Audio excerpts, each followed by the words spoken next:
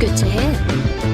Let's hope your execution matches your enthusiasm. I've got a job for you if you're looking to keep busy. Here are the details.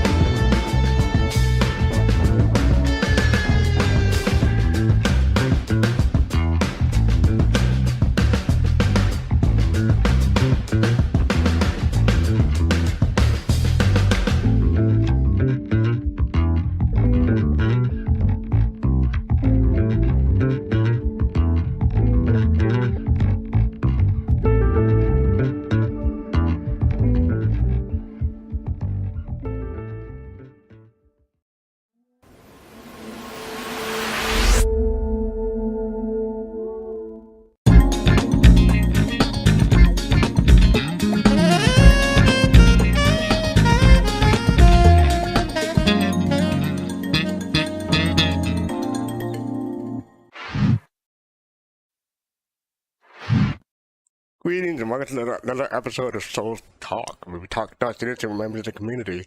How is everyone doing today? Yes, I almost said the wrong title. Forgive me. It's been a busy day for me. Sorry, had to get set up at the last minute. The entry sequence is so sexy. I'm gonna leave that one alone. But thank you for the compliment. We'll talk later, boss lady. Thank you. Appreciate it. How's everybody doing here, by the way? I'm doing well. I had a great week so far. I was on Yacht Club BC yesterday along with Meg, or Yo-Yo Meg, as the artist formerly known as Yo-Yo Meg. She's known as Meg now. And I want to thank her for coming on again, and thank Yacht Club for having me on. It was a fun episode. I got to goof off before today, so not much of change. Right, Pop, right. How's everybody doing? I see Pop, the boss lady, the Kalwadi. I can't pronounce that other name, Kalwadi. Just make Twitch and your Discord name the same, please. Is that too much to ask for? Hey Griffin, how you doing? And Black Sky Legion, hey. So yeah, not much going on this week. Staying warm. Pack East is coming up in later on this year, this month, sorry. But I don't think I'm going this time. So yeah, but other than that, everything's fine. So let's get to it. I'm going to do my thing and drag people down. We got quite a few people already. So yeah, if you do want to join in, click on the link below and come talk with us tonight. All right, so I'm gonna try to do this some justice, but you know, I won't be able to, but we'll see. Oh yeah, I'm doing this because someone last week spoiled one of my dialogue or monologues that I wanted to do, so I had to make an audible. You know who you are. Okay, here we go. Make it right. I do not know if my daughter is alive or dead. Where is her treacherous husband now, but in a place that she can visit when she wishes? Mine is with the ancestors. I am queen of the most powerful nation in the world, and my entire family is gone. Have I not given everything? And if I don't win an Oscar for this performance, I'm going to tell Will Smith to slap everyone who's eligible to vote. I had to add that last one. I had to add that last one. I'm going to stop dragging people down. Okay, we're joined by Face, Kaizen, Kalbadi, and Potten Face. How's everybody doing? We be cool. Pretty awesome. I don't think I have to ask anyone who knows where that's from, because I mean it's been streaming for like a month now, so it's fair game, right? It's not like it's a spoiler. That was in the trailer. Am I right or wrong? I got it right off the bat. Yeah, everybody knows that's Muppets Take Manhattan. Yeah. Muppets See? Take Manhattan. Told you. In space. Right. Well, last month I did all the black male characters, and for Black History Month. So this month I'm doing all the women characters. But you know, someone stole one of the ones I had to do. I was wanted to do, so we'll make do somehow. Damn, Pops, don't you feel ashamed now? What? It wasn't Pop. It wasn't Pop. But how's everybody doing? Fantastic. How are you? Yeah. I'm doing well. Oh, before we get started, Roddy's here. Yeah, how you doing, Roddy's? Haven't seen in a while, at least for the show talk, anyway. Yeah, it's Oh, been you a just while. wanted to get on a fight? Cool. What was that? I'm just happy to be here finally. Oh, I'm just finally. like, Okay, cool. Thank you. Don't pull me away from Soul Citizens today. Yeah, I'm going to do a short update, final update. You talk about the commercial, the Super Bowl commercial from the Spanish TV, Mexican channel TV, for the past few weeks. And Kaizen, I am echoing in your audio. All right, I'll turn it down. Thank you. So yeah, just gonna give a final update. They aired 2 commercials. They took down the first one because of the copyright claim. The second one is still up, but they truncated it. They shortened it or edited it down to like, they took off like 9 seconds because it's at an odd time now. It's 1 minute 51 seconds. So every time that the galaxy report to appear, it's cut out now. Excuse me. So it seems like they avoided having the commercial taken down entirely. I'm still not going to show up because I don't want to get the DMCA strike. But yeah, so it seems like everything is kosher as far as I know. We had like a 45-minute conversation last Sunday after Soul Citizen about it. But yeah, so Interesting that's the final conversation. Yeah, so that's the final update for that whole shenanigans. Well, at least for now. Yeah. All right, so let's get to the sneak peek. I'm gonna throw that on screen, and the subtitle is "How about we fire it up?" And I do love the image. Hopefully, everyone can see it in my it is. Discord. Oh, you already said what it is. What is it? What's the damn station? Ruin Station. I had to look at it because I had to model it. I already know what it is. Remember, that's the strut. Let me take 5 Remember minutes that was trying to Right, I know. and I was looking at it, and I was like, all right, you know what? You see that long strut, and remember, you get it now, right? Okay. I was trying to figure out what is that thing. I was like, okay. Yeah, that's Ruin Station. Now I got it when you said it. Okay. Yeah, and well, you modeled it. I looked at it. Yeah, I had to. Oof. Oh, That's the conspiracy. That's the retribution. Oh, real quick, right. If you want to put in a link, send it to me in Discord and DM me because it just comes up as asterisk. You can see it in Twitch, but no one else can see it. So DM me and I can repost it for you. So so Ruin Station, huh? Yeah, I didn't guess because I figured somewhere in Pyro, but I didn't know exactly where it was. Well, But you are correct. Ruin Station is somewhere in Pyro. So Right. But sometimes, I know we all kind of do appreciate. I know we all appreciate the game, but man, when you look at that photo and you look at all the intricacies from the pipe work, let me blow it up. I mean, I was like, when I saw this and then, taking on the task of trying to, I said, nope, I'm not trying to do that. Modeling this, I'm looking at all of these cuts, the trim sheets to the decals, details. Oh my gosh, man. then you got to think about it. It's not a decorative piece. It's a functioning thing in the game. That is just amazing for me. Yeah, it is a tremendous amount of work. Tremendous. Oh, Lefty, I got your link, and we're going to talk about it in a bit. But thank you for the PSA. Appreciate it. So that's one of the topics. So we get to that in a little while. So yeah, that's Ruin Station, huh? Yeah. Top down. Oh yeah. Mm-hmm. And that's just like the top of it. Imagine the rest. Okay. Yeah. No. You know what? Okay. No, it is the top. It is. Wait a minute. It is the top. Yeah, because you see the part on the right side. The right side. This little piece is part of the top. Okay. Yeah. Okay. You see that part on the right side. Zoom back out. Zoom back out though, fastcart, if you can. Apologies. Okay. You see the part that's on the right side, the one that's kind of has like you could say it's like an arrow, right? And you see how the shape that's underneath it is a circle. That's the middle of Ruin Station. Oh, I see what part. Right. Okay. You see it's going around. Right. Exactly. Okay. Yeah, it's that's the middle. Very edge of it. Okay. Exactly. The very edge. They added more to it too. Holy crap. Yeah, they sure enough did. Because that was not there in the previous other pictures, unless it was shadowed out. All of those mechanics, the yellow, the pistons. Yeah, right. That looks like hydraulic pistons. Yeah, that was not. Oh, they added more.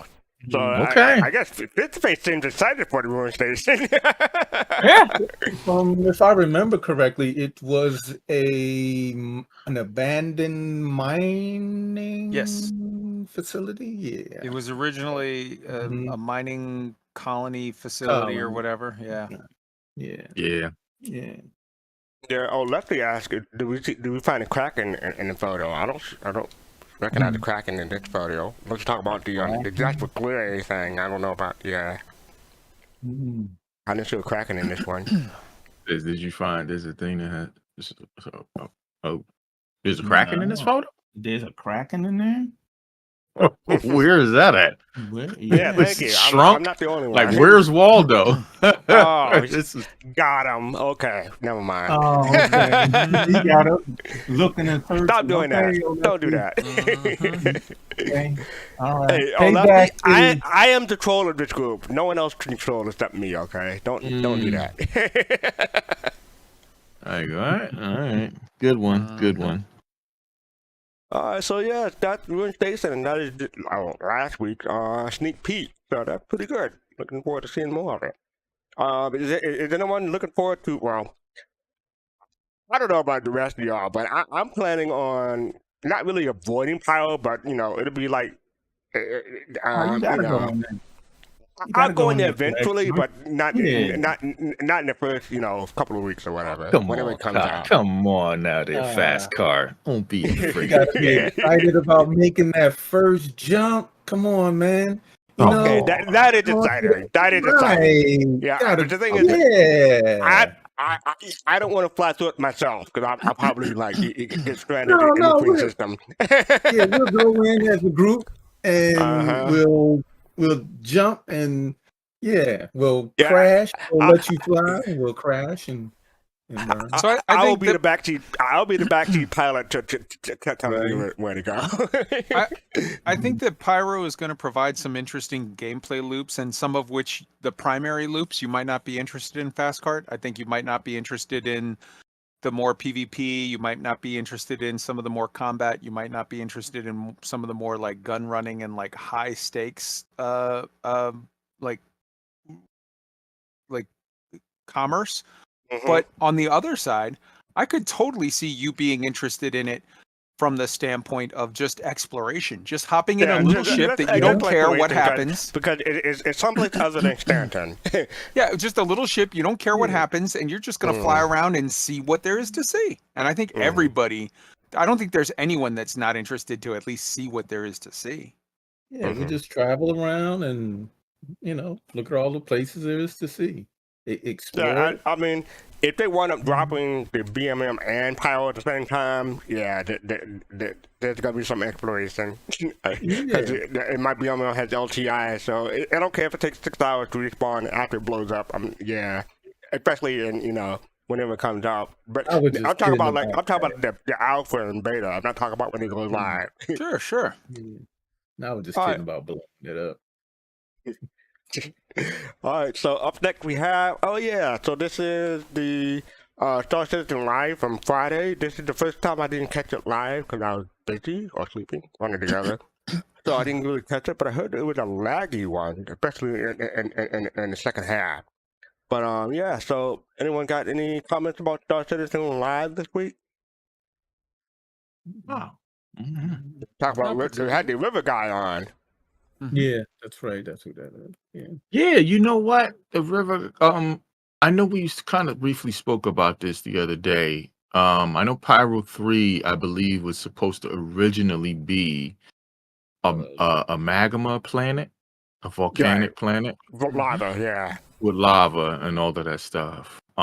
So I would like to see, being that obviously they went away from that because that tech may not have been fully fleshed out and ready for Pyro 3 or whatever, but I would like to see a lava planet, as they did demonstrate, in the future.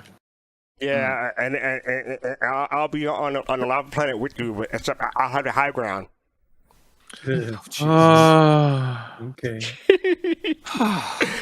Not a problem. I did watch the Nubifiers summary. So he talked about the river guy, and he said that they want to introduce. They talk about cliff, and he said that they wanted real erosion, like whenever there's erosion like in real life when water meets land. And he said that they want to put in lava, but we'll see if they're able to get that in. Oh, I see what you did there, Kawadi. I see what you did there. All right. I don't know what you're talking about. Yeah. So yeah. Any other comments about SCL? Anyone else? And also talking about bugs. Bugs, yeah. So what bug did you recall them talking about? Oh, I mean, just lots of them, and not just specifically about bugs, but about the way bugs sort of like as the development process is such that it's like you fix one thing and that breaks 2 others, and then you have to Oh yeah, we talked about that last week. I want to say, yeah. I think we'll be talking about that for the next couple of years. Forever, yeah. Yeah. Oh goodness, that's a waste of points. No, because he put it up there. So I'm countering it. That's why. Yeah, how many points do you have, Fisk? You know what? I originally just had before I just used those. I have 200,000. So I still got more. You're rich. That's okay. Yeah, but here's the fine. thing: we can, as a community, counter you. Yes, we can. Oh my goodness. Si se puede. So what is Jared doing here? I don't know. Flirting? He's trying. You know what? Have you ever seen Wildin' Out? Has anybody ever heard of the show Wildin' Out? It's a Nick Cannon. Wild and Out. Wild and Out. It's a Nick Cannon show. It's a show he produced on MTV. They do a segment where they have somebody come up behind you and they speak as your thoughts. And I think that's what Jared is doing. But except the guy's actually speaking. So yeah, I think that's what's going on. I stick with my original guess of flirting. Oh, really? Ooh, okay. See, look at that. That's sweet, right there. That's touching. Yeah, I think he meant Jay Lee. Yeah. Don't we all, though? Yeah, don't we all? Yeah, that's true. Don't we all? But yeah, If so that everyone can be is. looked at by Jared, the way how Jared looks at him, the world will be a better place. Right. I know what you mean. So yeah, that was last week. Star Citizen Live called River and Text and Bugs. Oh my! So check that out, or you can check the Nubifiers summary of it on YouTube. So catch up on it while you can, if you can. Yeah, but evidently there were some issues and a lot of hacks. There's a lot of lag. Hopefully the YouTube channel is clear of all that. But let me know. All right, so up next we have Jump Point now available. So this is came out last week. Attention subscribers, the February issue of Jump Point is now available to download in the subscriber area of your RSI account. This month, they will interview Chief Technology Officer Benoit. To get an in-depth explanation and overview of the persistent industry becoming online in Alpha 3.18. We also speak to Senior Vehicle System Designer Jeffrey Coffin about the challenge mechanic and gameplay loop also coming online in 3.18, as well as creating trading cards for several citizen races and a portfolio piece on Virtual Limited. Interested in becoming a subscriber, learn more here. So yeah, you can check that out there. Oh, Boss Lady, you too? A2 Boss Lady. Anyway, so yeah, that is the Jump Point. Does anyone here read those regularly? Or read this one specifically? No. No? Okay. Just wondering. But some of those articles are pretty good, so I do recommend Jump Point, especially the graphics and everything like that that appear in the magazine. It's pretty top notch. All right. So up next we have, this week in Star Citizen. I'm not going to cover the whole thing. I just want to say on Friday, Star Citizen Live features Mike Snowden and members of the VFX team discussing their work. Don't miss it at 1600 UTC, 8 a.m. Pacific. You can also receive the weekly newsletter in your inbox, so that's coming later. But the VFX team, is anyone going to check that out tomorrow? Yeah, sure. Yeah. I will try to be awake for that one. like I said, 11... last week was the first time I missed Star Citizen Live in a while. 8 a.m. Pacific, so that's 11. Okay. Yeah, I always get the times mixed up, That's why I miss them. Mm-hmm. All right, so 11. Yep. Or YouTube later, if you miss it. Or the VOD, if you miss it. Oh, yeah. Hopefully they won't have. I like to be live because I like to see people's comments. Me too. Me too. All right, so that is this week in Star Citizen, or specifically Star Citizen Live tomorrow. Up next, we have the Galactapedia update, February 2023. So this week they have the ARC-KX system. Welcome to the Galactapedia Roundup. Full-length article, they have the S-Pop. Took the UE by storm in 2932. I'm not sure what the S-Pop is, but I have to check that out later. So they have the Tenere system, the Belt, Alpha and Beta, 1 through 4. Ophion Incorporated, the cautionary tales about cost cutting. We can always use one of those. The Cast Aerospace, creators of the original Hurricane. Oh, there's the original Hurricane? Cool. I gotta check out all of these then. Linux Cast, a visionary gone too soon. Centurion, short range tank. Nova Raiders, long range pirate. Giant moth. Oh god, they have a moth in game, y'all. A giant moth at that. Oh my god. Oh god. Seriously. Mothra. Yeah, right. Mothia. Oh my god, yes. Mothia. So the main pollinator of the Kavish.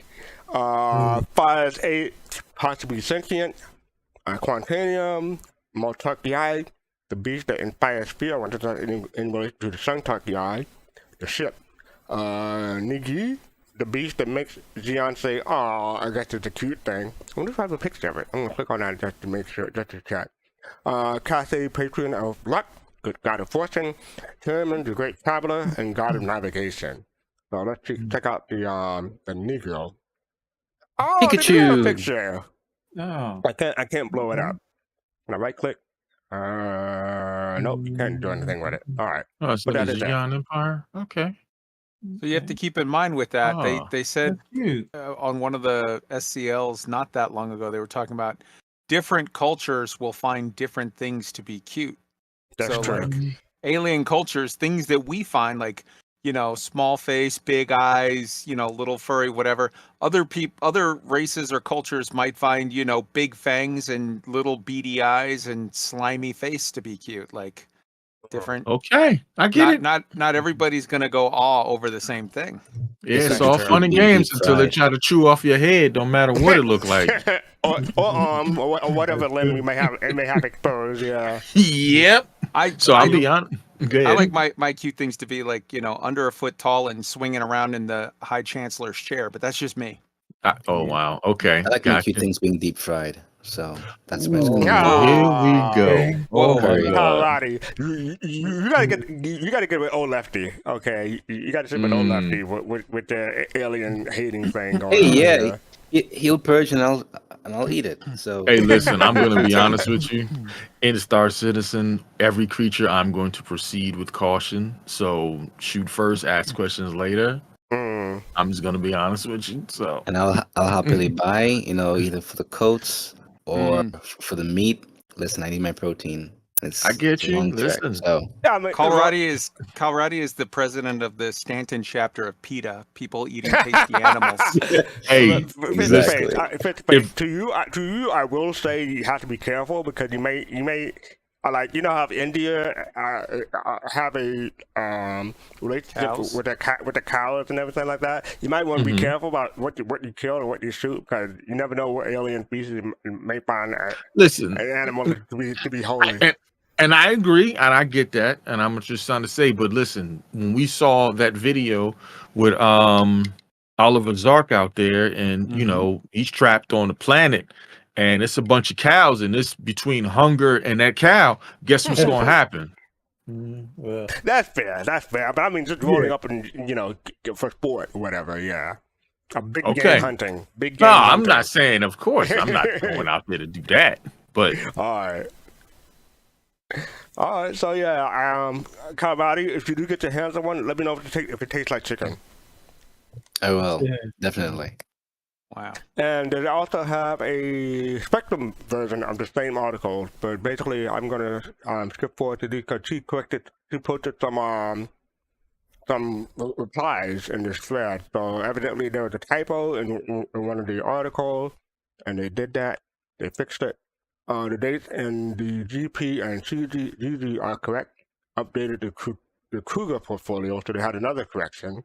So that's pretty cool. So, the community chipping in to help make everything lore-wise accurate and what's the word?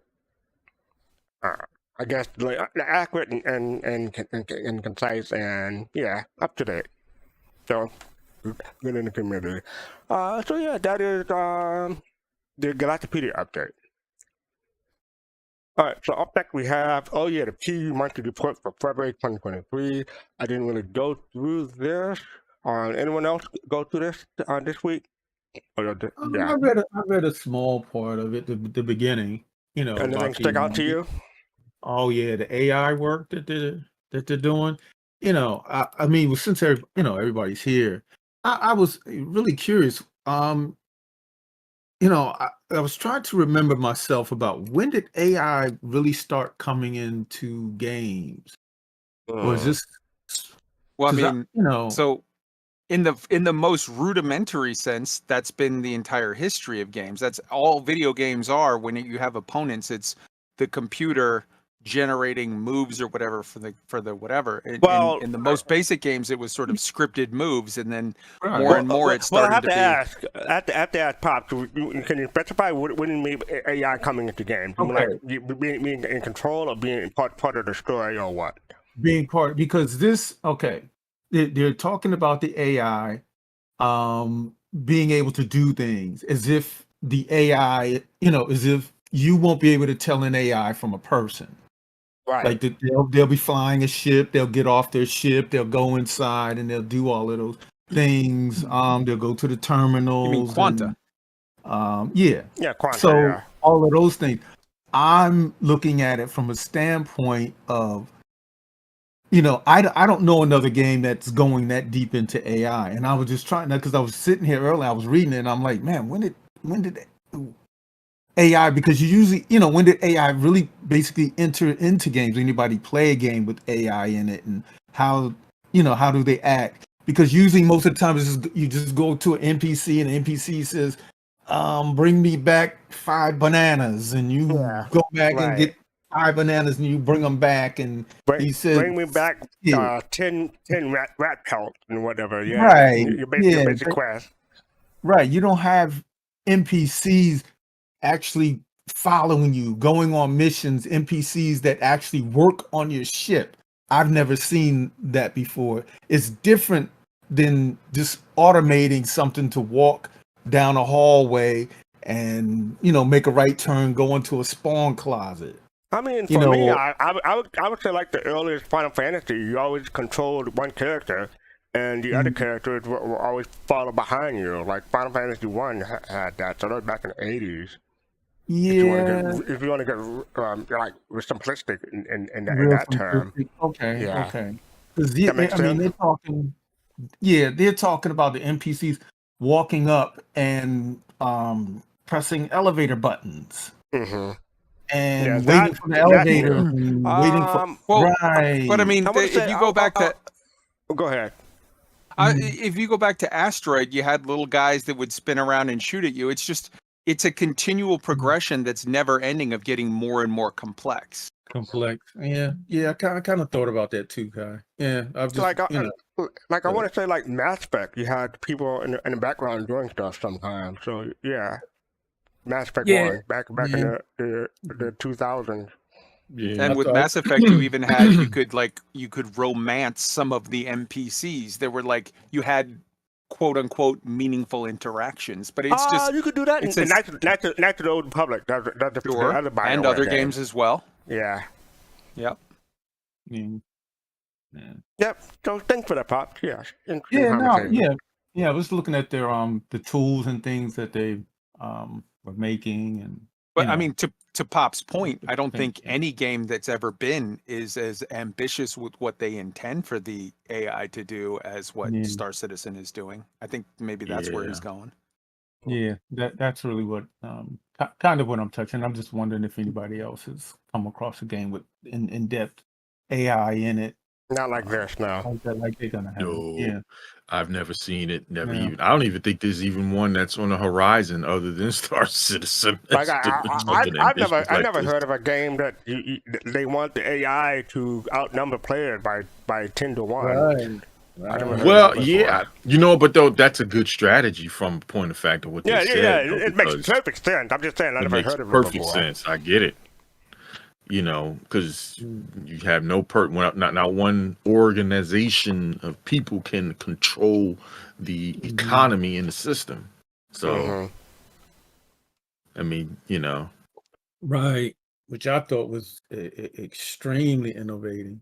Outnumbering us that many, and they actually control the game where we can't go in and corner the market and raise the market Well, prices. that's the plan. I mean, you can tweak it a little I- bit, but yeah. Yeah. I'm saying like when the economy first comes on, I'm pretty sure someone will figure something out, and CIG is going to have to tweak it. So I'm guessing. Well, that'll probably be in beta. I don't think that'll be in live. You're probably right. All right, so yes, that is the Star Citizen monthly report for February 2023. Up next we have, this is this struck me as funny. I found this on the dev tracker. So aren't a lot of shift engines supposed to rotate for VTOL and or maneuvering? This is from Sharkbite. On engines like on a Freelancer, Vulture, Constellation, Caterpillar, etc. supposed to rotate for VTOL and maneuvering. They look like they're supposed to, and the Mexican commercial even showed it doing so. The cutter, whose thrusters do rotate, and the cutter above ISC, law specifically states the cutter uses Vulture VTOL, which don't V. I get that things change with time, but especially for the Vulture, it feels like a ship that would definitely be spending a lot of time hovering around crash site. Should have extra boost downward and primary braking thrusters would provide. So yeah, this question from Sharkbite talking about VTOL, and just as a reference, this is the freelance commercial. I put it to the timestamp, so don't blink because you might miss it. But here's what they're talking about. There's no audio, so we can talk about it. But the guns rotate, the engines rotate. Yeah, we don't Oh have any boy. of that. Oh boy. Don't So, get my man Melvillus in here. Melville is that's Don't what I was get him in thinking, here. right? I was thinking Mm-mm. that Melvin. This article was right up his alley. Him So, more yeah. colossal. Yeah. Don't get them in here. Oh my God. So Ooh. that is the premise of the question. So He said that's the reason why he bought the ship. yeah, right, exactly. He's like, where's my wait a minute, where's my vetols at? Right? You see Right, so many this is- questions. Mm-hmm. You see so many questions where people are taking a game that is, by admission of the company, nowhere near done and going, "Hey, where's my this? Isn't that supposed to be this?" And it's Well, like, to we're be working on it.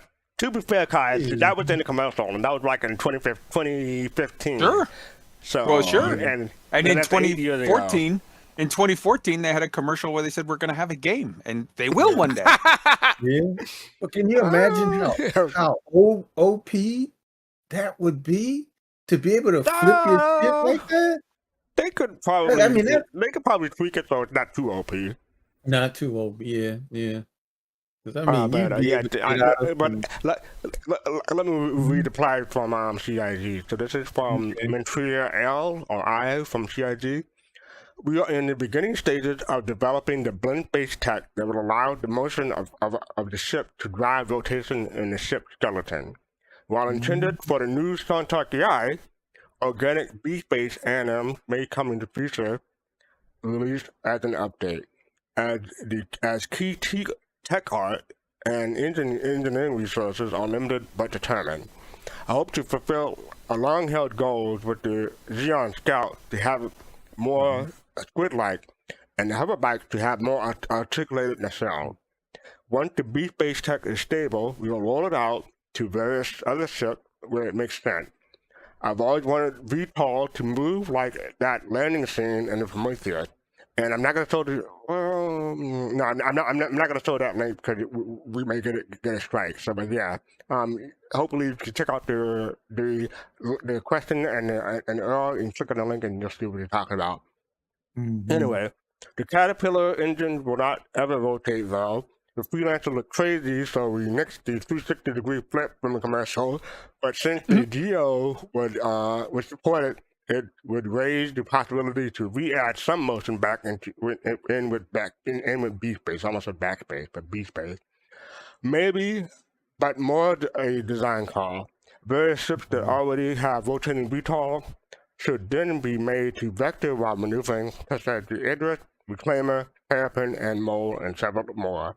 The Constellation fan blade should probably tilt a little too, and the top nacelles rotate a bit. Cheers, Matt. Mm. So thoughts? Wait. Okay. Apologies. I had to look at something. So just as a brief, don't read the whole thing. Just like kind of give me a brief overview of it again. What is it saying? They want it in the game. They're working on it when certain tech. I know somebody gonna be happy about that. Yeah. Well, it said that the Idris Reclaimer tap and Mole and free other. So they say, but it said that for the freelancer, it was kind of crazy to have it do all that stuff. So they may add some VTOL, but not to the extent of what you saw in the commercial. Now I will say, CC, that's when you kind of put your foot in your mouth. You know, when you make something too, when you put something out there and it's too good to be true. But I'm just messing, just jabbing, poking fun. No, Kai said it. He said it. Everything's in development. They're working on it. Wait and see. Yeah, We'll see. We'll see. I mean, like they said that they would never have Procedural Planet, and then 3 months later they have Procedural Planet. So hey, you're right. Hey, don't stop believing as the song goes. Oh boy. Mm-hmm. So yeah, that is that question. Oh, I didn't mean to do that, but that's fine. So yeah, I thought that was an interesting question. I put that ahead in the show. So this is another one from Spectrum. Please make Roberts-based industry site multilingual. That's basically what the subject of this thread is. So basically, they want to make their site multilingual. And Jake Acapella replied below and say, "We do have a dedicated localization team with some seriously talented folks who are looking at both the game and elements of the website. I don't have more of an update at this time, but know that we recognize our global community and certainly aim to do all we can to support it." Mm-hmm. So that is about multi-language in the game and on the website. So that comment from Jake has me looking forward to seeing the website translated into my native language, Jive. Oh, Did not enough people pay the points to stop this? Time to do it again. I did. Dude, I did. I Dude, did as what do you well. mean? Yeah. So many people. Hey, no, it's been 10 minutes. It's been 10 minutes. It's been 10 minutes. No, I but wait a will minute. donate Okay, so that's right ho. now. I did 2, so that's 20. No, Kai, no, so wait a minute. they're not cumulative. They overlap. No. Which one do Who you wanna said that? spread Wait, it out? how are you You making wanna up spread rules it on the out. fly? Wait, how are you making up rules on the fly like that? I said this a long time ago. I said this when it first came out. If When? everyone involved donates all their points, can we lifetime this? No. Yeah, but he says they're not going to work like, they don't accumulate. Right. They don't accumulate. Fair enough. He's saying that they run concurrent, not Concurrent, consecutive. exactly. Mhm. No. Somebody So tell anyway, Boss Baby I'm use her looking looking forward to reading the site in Jive, and I already made that joke, so I'm still making a joke. So yeah. Anyway, up next we have this is a previous conversation, or a previous topic that we had a week ago. The Hyper Vanguard Force had the website error, and that's basically the subject of this thread, and they have the link for Hyper Vanguard Force. Jake Capella said, "Seeing it on our end too, thanks for the flag. They're on it. So I don't know if it's fixed yet, but they do know about it. So if anyone wants to try to play Hyper Vanguard for us, hopefully it'll be fixed and you can get back to playing it." Anyone here played it recently? Yeah, I have. In fact, How did you do? Let's just How say did you that do? I'm not as good as I used to be when it first came out. But Are it you is getting fun, old? though. Is what you're saying? Hey, I didn't say that. Okay, I just need to get myself back into the game. But it is fixed now, my so I can goodness. confirm that. Yeah, so Hyper Vanguard so for check that out. Hopefully it's fixed. So up next, this breaks my heart. The Arc Star map looks broken. I cannot click on into systems nor to get into the info panel option. So Jake Capella said, "Thanks for the heads up. We're tracking the bug for this one. Hang tight." And that was yesterday. So I don't know if it's fixed yet. Hopefully it is. Go check it out. The Arc Star map won several awards back in the day when it first came out. It's still an awesome, it's like a mini game. And I really like that website. So yeah, the Arc Star map. Check that out. Yeah, first time I went in there, I was like, "Wow, this is nice." Yeah, it's like it really is like its own mini game, right? Yeah, the way the little jump gates work, I thought that was like, wow, I was like, that's cool. Like if you make it. Well, I was just gonna say real quick, if you do one that systems over, doesn't it jump through several jump gates just like it would if you were traveling there? If I remember correctly. Like if you go from Seoul to Stanton, it's gonna jump through.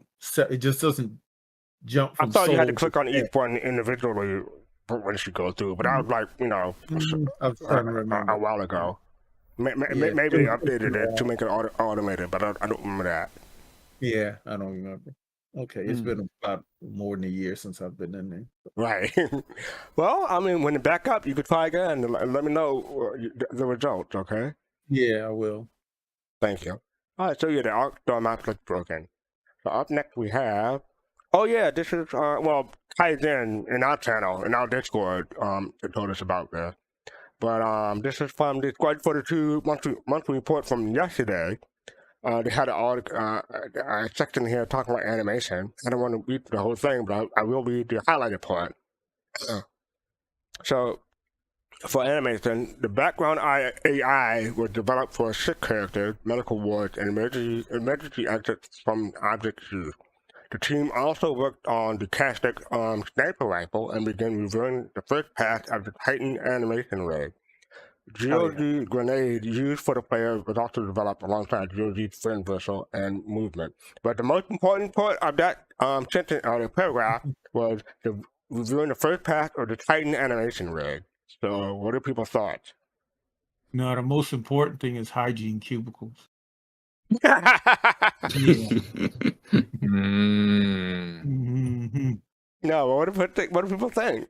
It's really cool, though. It's really cool. I'm pretty excited for them to actually finally return to this, because I think one of the main discussions that really got it going was some years ago when they first started talking about it and how, or if it may fit within facilities. I'm curious about if it's going to retain the same size that we saw in the roadmap way back then, or if they're going to be making some improvements in terms of size and usability, especially since we can, be using it for other things, if it's modular for carrying cargo and all those things. So I'm very, very curious, but really happy to see that they're returning to this. So I have a question, and before I ask the question, I'm going to redeem some points real quick. So let me get this out. So here we go. So Guys, my get ready, question please. is, Get your band. Get your Are band. we sure that they don't mean the Avenger Titan? Mhm. All right, Too I've late. submitted my Too joke late. ban. Too late. Too late.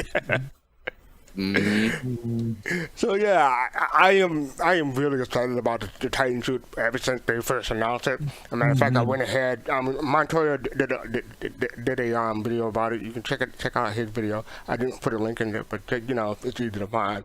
But I did look up some previous Titan suit concept art. So I wanted to show them all. So this is one of the original concepts for the Titan suit. Yeah, I saw that one. No, I want That this in lightning. game. Give me. Boy, so do I. Yes.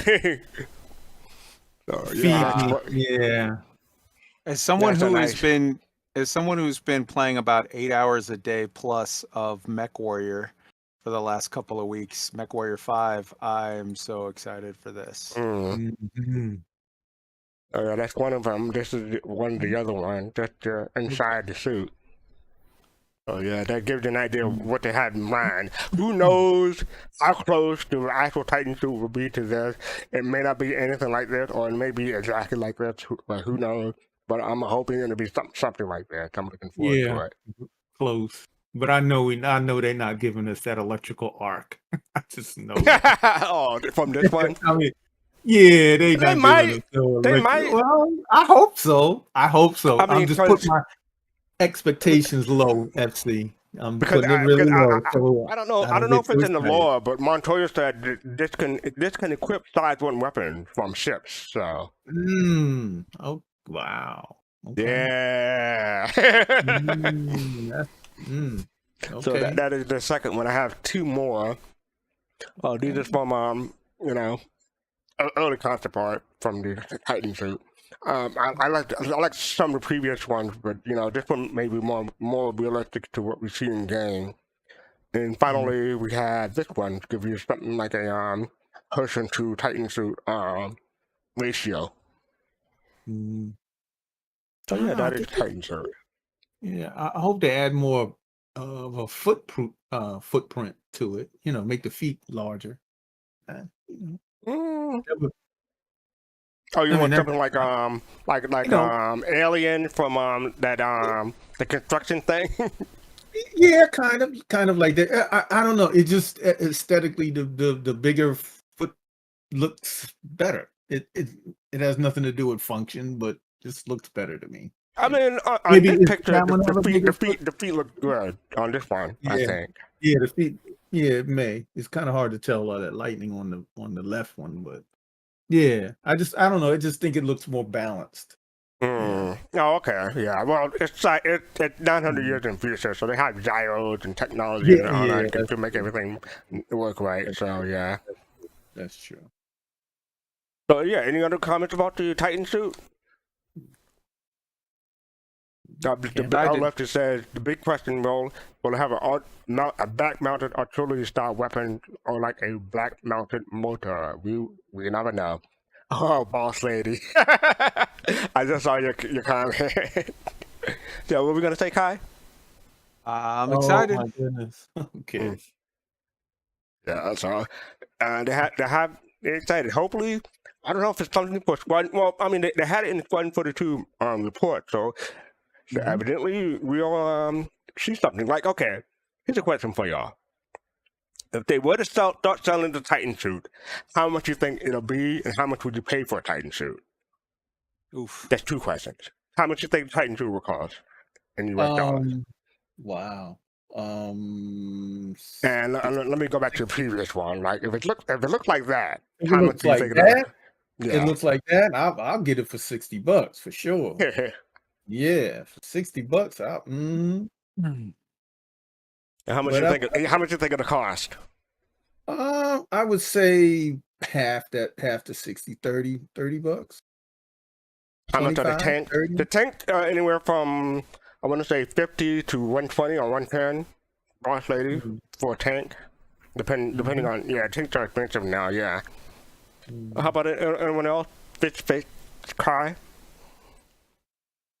So, guessing what the cost is going to be is kind of just throwing a coin up in the air. We need to get some more details on what the size of it is, what the usability of it is. If it's super small, and when I say super small, I mean like 10 feet tall or whatever, where it's small enough that you could take it inside a bunker or whatever, it would have a massive boost in value.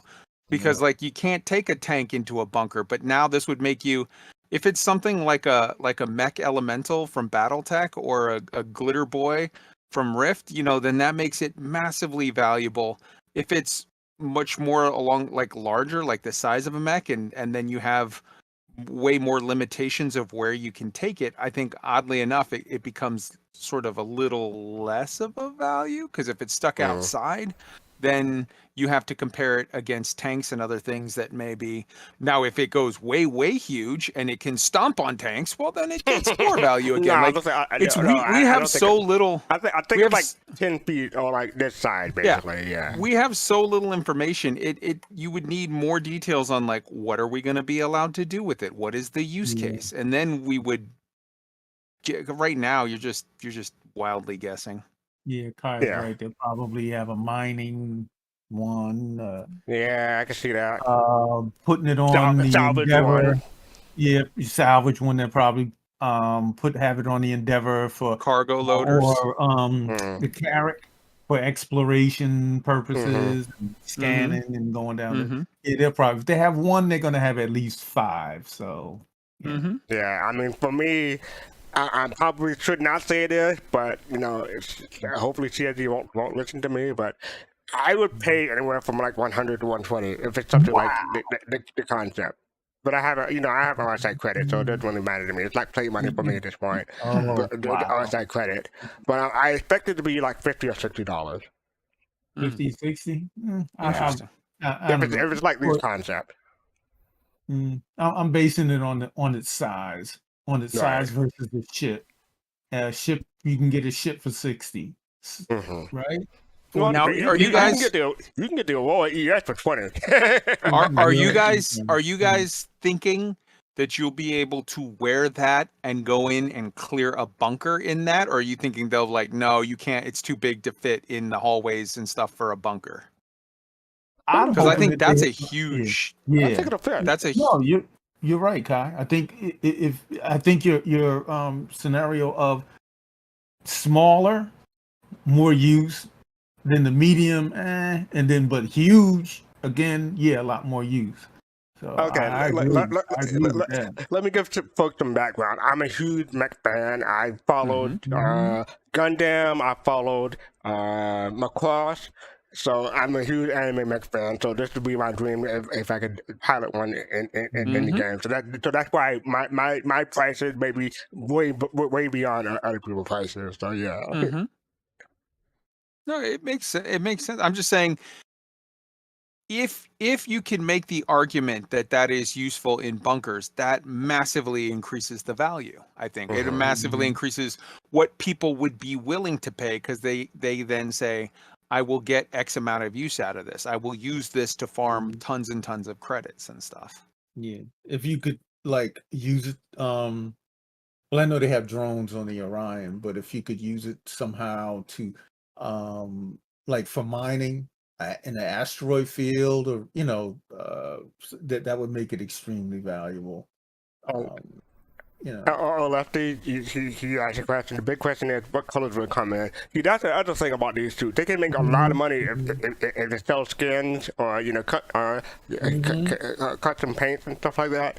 So I think all of them, if CSG is smart about it. But yeah, customizing these things will be important, in my opinion. yeah. I saw the skull. I saw the skull on the other one. That's pretty cool. Pretty rad. All right. So yeah, that is the Titan suit in all its glory. All right, so up Super next we excited. have the Alpha 318 P2 update. This is what old Lefty was trying to send the PSA about. So yeah, I told you we'd get to it, old Lefty.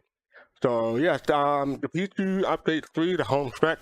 Basically, I'm going to scroll down and get to the important part. Well, not the important part, but the schedule. The playtest schedule. Each test will run for 1 hour, starting at the times below, March 3rd, 8 p.m. CST, 2 a.m. UTC. Saturday, March 4th, twice on the 4th, and twice on Sunday, 8 p.m. UTC, 2 a.m. UTC. So if you want to get in and stress test the server, hop on at those times and give CID the data that they need. Anyone going to participate here? Yeah, most definitely. Cool. But yeah, so yeah, if you have the time, if you're free, just set an alarm if you need a reminder. So yeah, you get in on that. And it looks like they're and they're doing a stress test. It seems like they're getting close to release, hopefully. Yeah, it seems like I'm only not- yesterday. No, Seems right? like only yesterday they were saying that we'd be getting this in the first week of December of last year. all right, that's fair. In my opinion, that's fair. But yeah, so I also have some of the PTU patch notes. So I have one from February 24th. I'm not going to go through it. I'm going to go through the last one. But the February 24th, the 27th, the 28th, yesterday, and then today. So that's 5 patches in a week. So that's coming from last Thursday to today. Hopefully, I don't know if one happened in the last 3 hours. If they is, then that'll be the 6th one. But yeah, so let's go through the last one that came out today. Technical focus is similar to what they have. They have fewer technical focus than the previous week. The known issues look long again. Is the elevator still an issue? The trams are still an issue. Yeah, the jittery. Okay. Are they still killing people in the elevator? Anyone know? I haven't experienced any kind of bad experiences, so I think they're getting there with regards to those elevators. They seem to be working. The trams, they're going back and forth with that. Okay, here at the bottom it says location transit elevators. Players can fall through elevators, so no issue. I can't believe that you left out the biggest one, Fastcart. They said that they think that they've got it solved of players standing on chairs and tables. Yeah, players or NPCs? NPCs. Yeah. I mean. Sorry, I'm killing Max while we do this. They may have it solved for that patch, but it'll come back. It'll come back. Wallace Kim is missing from a drug lab. Oh, you gotta have Wallace Kim. Yeah, you gotta have him. The fighters still lack interaction, so they still have quite a few known issues. Hopefully they'll get through those. Each one of these has been different, but technical, they fixed one server crash for today and fixed a major cause of a low server performance introduced in the previous build. So they temporarily disabled frame jumpers missing in this build while they investigate additional server stalls. So hopefully it'll be soon. Someone said, it may be in chat, but someone said they expected to be released last week. I was on Yacht Club yesterday. Murray said it'll hopefully be released next week. So we'll see. I'm not even gonna ask y'all when you expect it to come out. I don't know anymore, man. I give up. We've all been wrong. What was that, Kamali? I don't know anymore. I gave up. Actually, yeah. Actually, last November, my guess was going to be somewhere between March and April. Oh, really? I swear to Alright. God, I've been saying it repeatedly, and everybody keeps saying I'm nuts. No. We were trying to be optimistic, probably. We were Fair hoping enough. it would be sooner. I don't think anyone was calling you nuts because this is a big patch. So yeah, it looks like you're gonna be right. We're gonna prove everybody wrong. Oh, so yeah, that is the patch note that came out today. So yeah, and up next we have this is the last few before we get to ISC. So this is from the Star Citizen Twitter account, or the official Twitter account. Did you know that you can earn some AUC back by selling your empty bottles? And this is a screenshot of someone doing just that. And someone asked when, as if they didn't know about this. And CID replied, right now, the screenshot was taken in live PU, not PTU, but live PU. So you can do that now. Cool. So we've entered the recycling phase. Yeah, We're I guess so. recycling. Well, so I mean, guess so. all kidding aside, as we have persistence, it's going to create more and more hassle for the servers to try to keep track of all of our trash. So it makes sense that they're trying more and more to highlight, hey guys, clean up after yourselves. Stop being little sociopaths and put your trash in the trash can or in the recycling unit. And can't you sell your medical gown too? Yeah, that's what Griff said. Griff said you can Yeah. sell it. Yeah, you can sell your medical gown too. So yeah, no reason to have trash around. Mm-hmm. And as Oh, often that as is some good. of us die, that's a way to get rich. Yeah. I went through the same thing, Kyle. Yeah, exactly. Yeah. All right. So yeah, make sure you sell your bottles back for some AUEC, I bought this 890 jump one death at a time. right? So this is from Ruben Short, but this is retweeted by the RSI account. So, good morning, citizens. I'm ready for another week of full adventure and happy little action. Area 18 Art Corp. Now I went ahead and blew up this not blew up, but expanded the image to full size. This one looks a lot more colorful than what I do in game. Anyone else think so? I think it's the style. Yeah, it's Yeah, okay. stylized, but it looks. Oh, it's stylized. Okay. But Yeah. even that shot in game, when you go to that location, it is breathtaking. Anyone who says Yeah, the it Star is. Citizen doesn't bring the pretty is just lying. Yeah, it is. Yeah, but I don't remember it this colorful. But I mean, would you want it to be this colorful, or you prefer it the way it is in game now? No, Yeah, the way it is in game. I think, in my opinion, they should have some ugly places. They should have some colorful, not so colorful. So yeah, I like it. I like it. Like a feature to apply filters, so you get the more saturated colors and stuff like that. Yeah. Well, what I really thought that was really cool is the soda, fizzy. Was it fizzy? Mm-hmm. The little hologram thing that you have to walk through. Yeah. Fizzy bubbler. Yeah, I thought that was pretty cool. First time. I was like, okay. Somebody went full Zohan on that one. Yeah. Oh, okay, I get it now. Okay, thank you for that It reference. is. That's what. Yeah, sure is. Yeah, so I remember when I first went to Art Corp, it was called a social module back then, and I want to say 2015, 2016, and I saw this globe. I'm gonna make it bigger, but this globe right here. And back then they were having CSU had players, snow globe players with ships like the Carrot and what have you.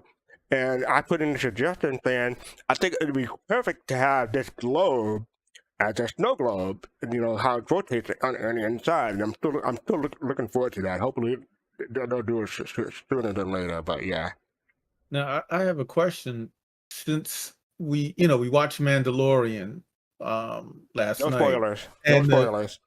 Well, no, and the piece in the middle with the his old bot, and we all knew where that came from. Does this piece in the middle have any lore attached to why attached to it? I Anybody? wish I knew Pop. As far as I know, And- I don't know of any law with this, but I'm pretty. I bet it does. I'm just not putting to ask. So maybe we can ask Paul Kelly after the show. Yeah, I mean, I've always seen it, and the question has always gone through my mind: does it mean anything? Mhm. And then you're on about your business buying guns or going catching a tram, and you forget. But I've often thought about this having meaning Well, to it. you see, Pops, Mm. Hurston was formed around, the city itself was formed around a magic 8-ball. And That's not Hurston. Art That's Corp, rather. 18. Yeah, Okay. Art Corp. I was just wanted formed to around a get- magic yeah. 8-ball. And there it is. Oh, that's it. Okay, I get you. All right. So one more before ISC. We have this one. Oh yeah, this is from Atmo Esports. The System 7 qualifiers are here. Can 70+ teams compete in the best of the best track on Daymar to see who will make the top 16. Top 16 teams will move on to System 7 to compete in this year's course across banking system. I should have had the video playing. I didn't really have the audio. But yeah, so that is the System 7 qualifier. That'll be on March 4th, 2000 UTC. So check that out. I'm going to set an alarm to remind myself. But I think that might coincide with a PTU service test, stress test. We'll see how that works out. But yeah, good luck to everybody who's participating. And I'm pretty sure it'll be on Twitch, so everyone can check that out if you can remember the check that out. Definitely tune in. You might hear something new. Oh, really? Mhm. Okay. Well, you might as well tell them. Nah, just let them know. You might hear something new. That's all. Oh, okay. We made What are we going to hear, Pops? we made a song, and it's gonna play. Okay. Okay. Yeah. Then I'm gonna be tuning in then. Yeah. So I'm we made looking a forward song. to a new song from New Soul in the System 7 qualifiers. So cool. Yeah. Nice. All right. So up next we have the Inside Thought session called Underground Playground. 60-minute long. I did go through this earlier. I was busy while I was doing other stuff, but I didn't see a midpoint section to break in. So I'm going to try to get through this whole thing and take notes, and we'll talk about it at the end. So 60-minute long. Grab a drink, grab a snack, and let's take a listen. All right. Star Citizen is more than just a space game. As the work continues building out our first-person persistent universe of sundry stunning star systems with planets and professions and possibilities in profusion, one might suspect that the strive is set solely on spreading space-wise. But for the tight team of dedicated developers on EU Sandbox 2, one of their maturing missions is to drill deep down, descending beyond and below the barren bottoms of the beneath, to originate and occasion ongoing opportunities for exciting and edifying experiences for everyone to enter, engage, and enjoy. Yeah. So we're building a playground where every aspect of the Star Citizen universe game is we're building a playground for all of this, not all of it. We're building a playground for the... I've forgotten it already. What is it? So irritating. Where? Can I maybe say it another way? Playground, potential, every aspect. We're building a playground where every aspect of Star Citizen gameplay can occur. Thank you. Nailed it. Hello, me again. Second time, but third time for this. Giving you a bit of an update on the underground facilities. So the first time you saw them was at CitizenCon last year. Ian was going through all the concept art. Then last time and first time you saw me, I was going through the planning and all those riveting Excel sheets. This time I'm showing you where we're at currently in production. We're midway through White Box, and this for us is a good phase for locking down where we're at and where we want to go. It shows us that we can play the spaces, and you'll see that they are quite big. but our intention is to fill them, and missions that we could have kind of go along the lines of, yes, you've got your delivery missions, but also, you know, maybe you're seeking out and protecting a VIP, maybe you're assassinating a VIP, maybe you're doing a bit of a heist, maybe you're just mining or resource collection. Basically anything that exists currently in the Star Citizen universe and what's to come will also be in here, so try and keep that in mind when we're playing through the spaces. But aside from that, yes, everything is work in progress, so things will change. Just want to get that disclaimer out there now. But I hope you enjoy and seeing where we're up to. Okay, so here we are on Pyro 3. Now we'll just place the UGF here for the moment, just so we can test it on a planet and not worry about it accidentally going into the game before it needs to. And I'm going to take you in. Now, please ignore my flying skills. They're not the best. I'm just here for doing environments. Now, as you can see, it's quite a large structure on the surface of a planet. There are hangars here. You can land on landing pads. We're thinking about how, you know, the function of the place. So, as you can see, it's quite a formidable structure. Hangars on either side, landing pads, so you can move your cargo back and forth. But for us, we're going to just land, hopefully, on the top.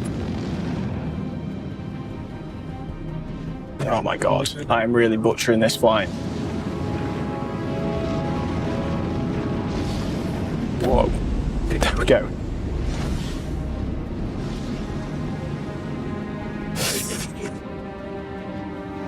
Okay, so let's get out of this high seas.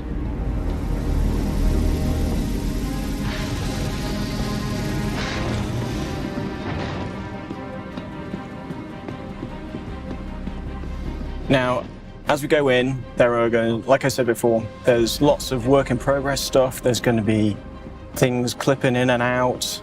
Try to look past that and to what it is we're actually showing.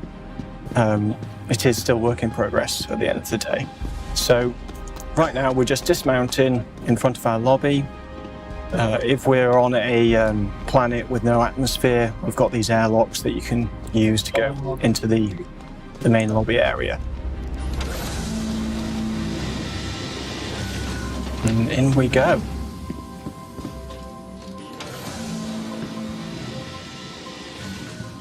Okay, so we're in now, kind of our lobby we'll get into. Here it is. So this, when you first turn up to the UGF and your rep is, you know, rock bottom, you're going to come here first. And this is kind of the introduction to whatever company owns the UGF. And you'll be getting some missions from in this place, but you can see it's quite going for that brutalist structure, but having all this glass kind of makes it so you can kind of let the outside in a way. And you can see by looking out these windows, we can kind of take a look at kind of, again, the expanse of the structure. And I think in the background over here, that is another UGF. So like I said, it's quite a big thing on the surface of the planet, which is awesome. So in here, this is not just a through space. We're going to have some offices on the back. And all of these, you know, there's going to be some alternate routes that you can take, but we're building up all these spaces like it's a living, breathing area. Definitely more corporate focused on this top level. Now let's make our way down into the UGF itself, because, you know, that's what this thing's for.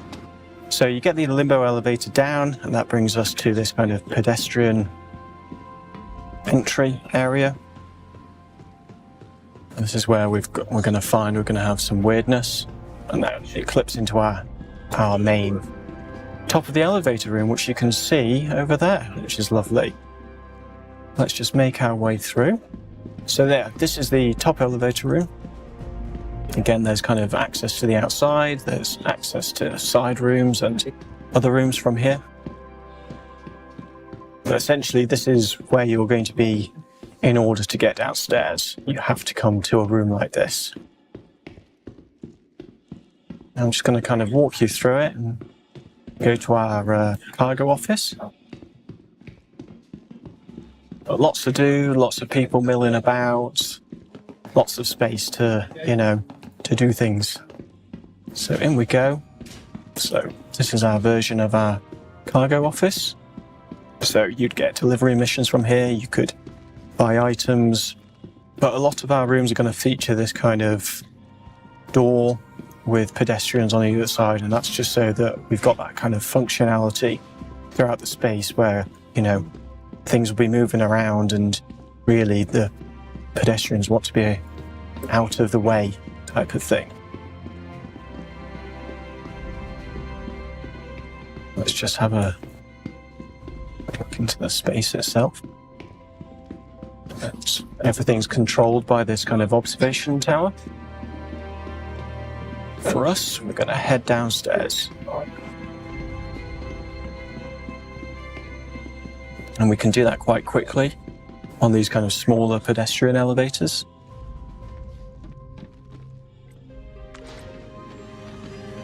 So away we go.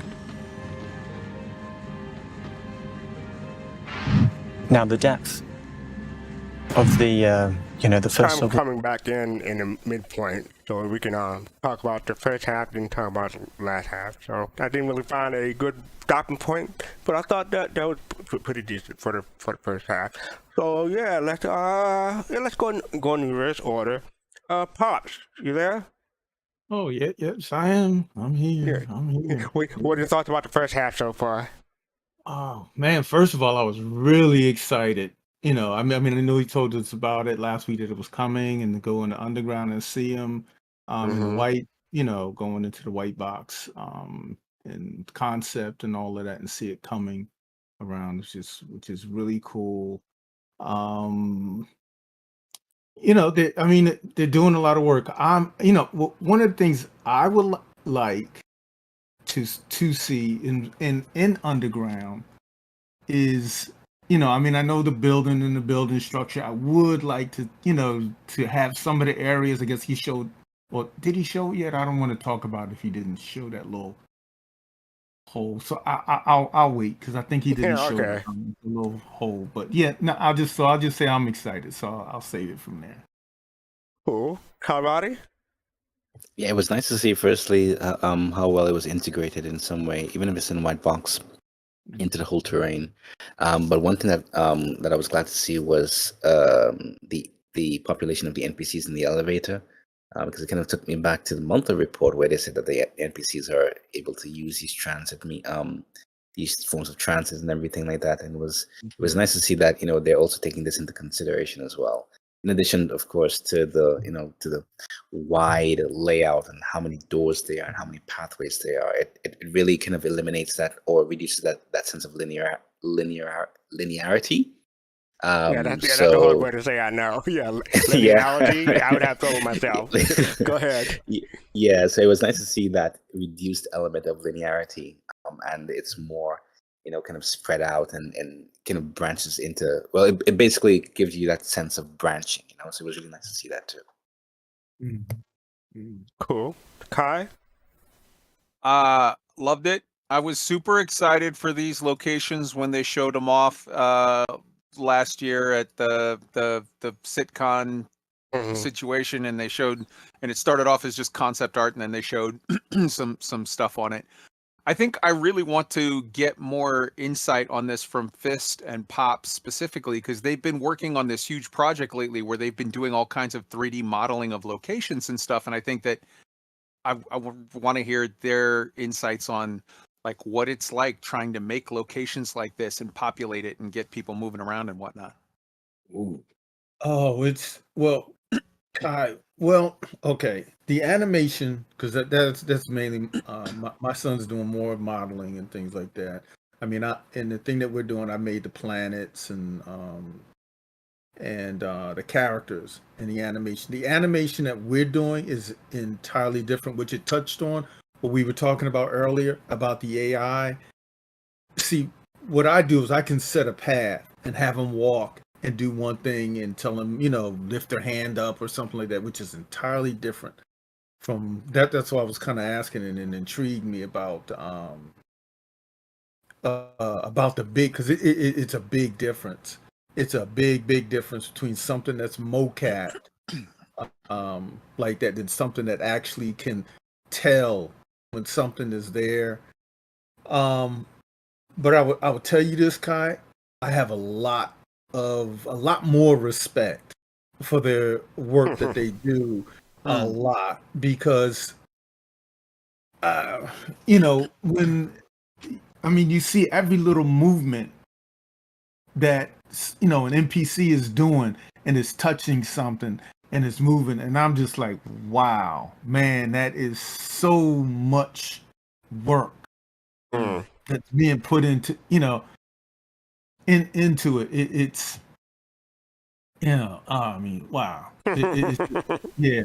Mind blown. Like, yeah. Yeah. Yesterday I had a bad day. I had a really bad day trying to get something to mocap something and something to get it right. And, you know, the thing crashed. And then when it came back don't tell up, me you didn't save.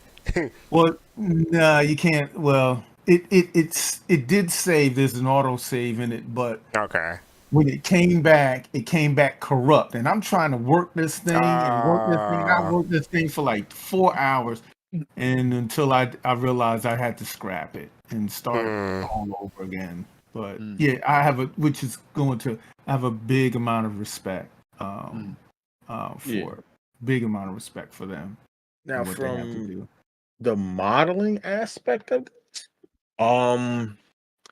I will say though, this is definitely a big task. Again, from a person who's a seasoned modeler, you know, I'm not, but I'm just saying from a perspective from watching one, you know, these things can be, you know, knocked out by a team of artists. You know, I probably say given a couple months or so, you know, something like that. But the main thing is though, it's kind of like you learning all of this stuff from hard surface modeling to the lighting to your texturing and, you know, all of these things to the environmental artists.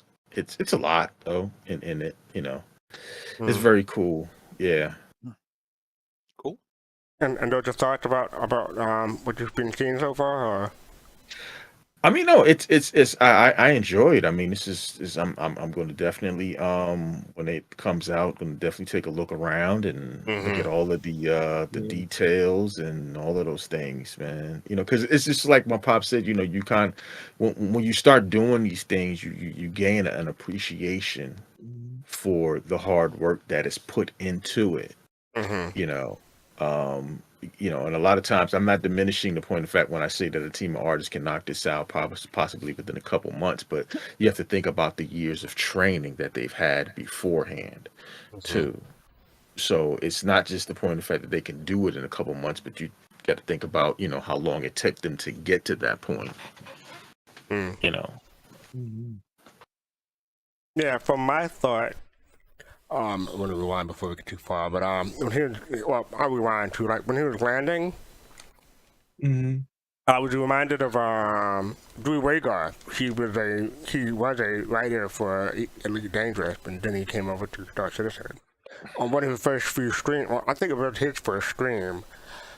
He was at New Babbage, and you know that little walkway where you can see the windows and everything. You look outside, and you can see the mountains and whatnot.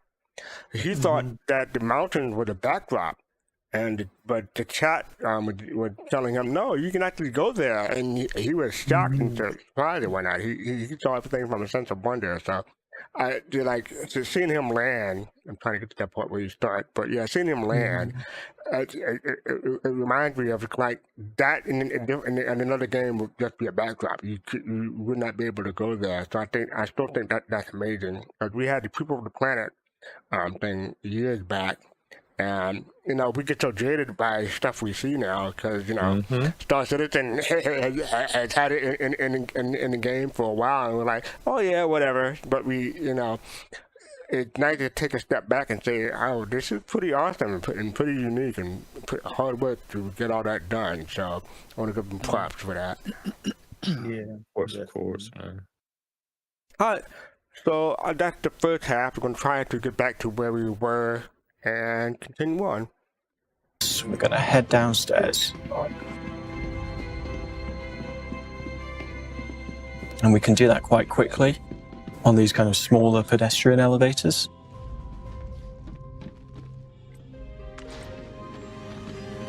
So away we go.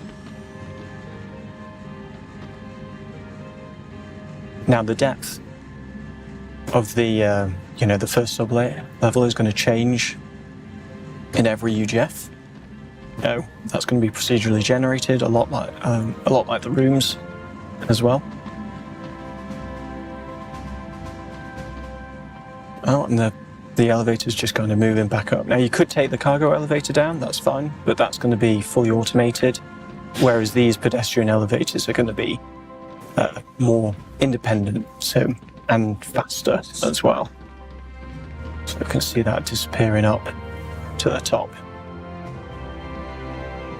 So this is our bottom of the elevator room. So again, nice big space, very functional. There's going to be, things loaded on and off. And then this gives us kind of access to the rooms, or the wings on either side, I should say. So as we release more content for this, you're going to get more expansive wings, different themes, that kind of thing. Now the doors here are a bit misaligned. Again, work in progress. And this is a security checkpoint. So hopefully you've got the right credentials. You're going to get checked, you're going to get scanned. But what if you haven't got those credentials? Well, there are alternate routes in. Down here you can see there's a little hatch, so maybe you're sneaking your way under the floor, or are you making your way over the top on piping multiple ways in. So again, we're in a bigger room now. In the white box, it's really good to just call out, yes, your alternate routes, yes, your main path, but also where can you get on and off of those? What's rock, what's metal, what's a feature, what isn't? Because if we can call that out now, it means that we're giving people more information as they go into the next phase. Again, so this is just an example of a kind of maybe a rock room, which kind of just links two rooms together. Maybe there's some storage. Now, can I just jump over this because I forgot to put stairs in? Over to the other side. And these are kind of our biggest doorways, but I'm not going to go down this, but we're going to have smaller doors into the space. So in here, it's kind of like, well, where do these lead? We're going to have to wait for that, I'm afraid. So that one up there, that's where you'd kind of navigate to each room through the ceiling. So we're back in that big room from before. Now, when the rooms are this big, we can do a bit more with them. So there's an area out back here. There's, rooms and maybe even some control points. So what if this bridge, I know it's a little blurred over this chasm, what if you could retract that back and forth? What if it's not even there? How are you going to make your way across? That's not for me to decide, it's for you as the player when you're getting in and out to decide. But for the moment, we're just going to make our way through. Yeah, if you fall down there, you're probably going to die, so watch out for those kind of things.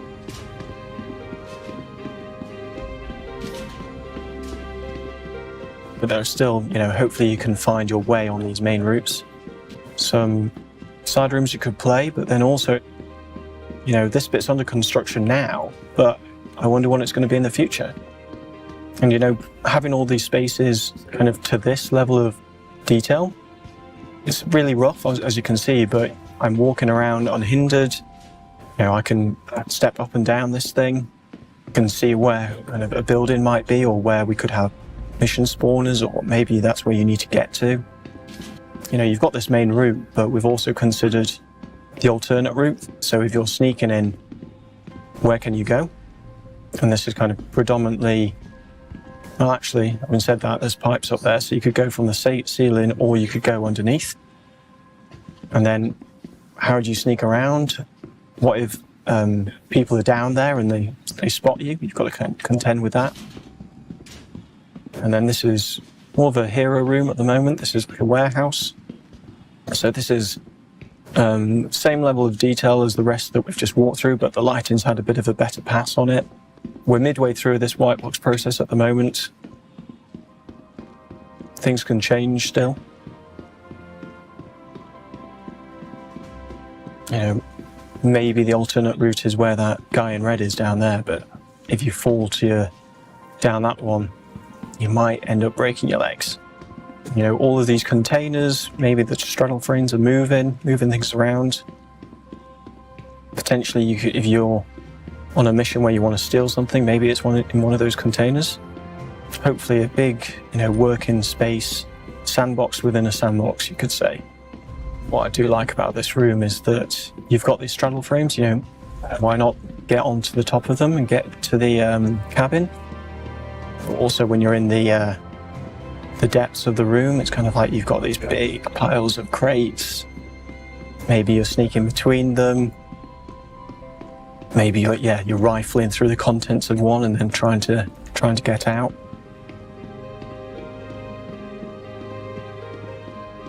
So there we go, that's where we're currently at. Like I said, we're midway through White Box. We've got a bit of time left to polish these rooms up and get the rest done. We're more or less at about 17 rooms, and then each of those rooms will have 2 overlays. So plenty of content for this initial release. Hope you enjoyed it.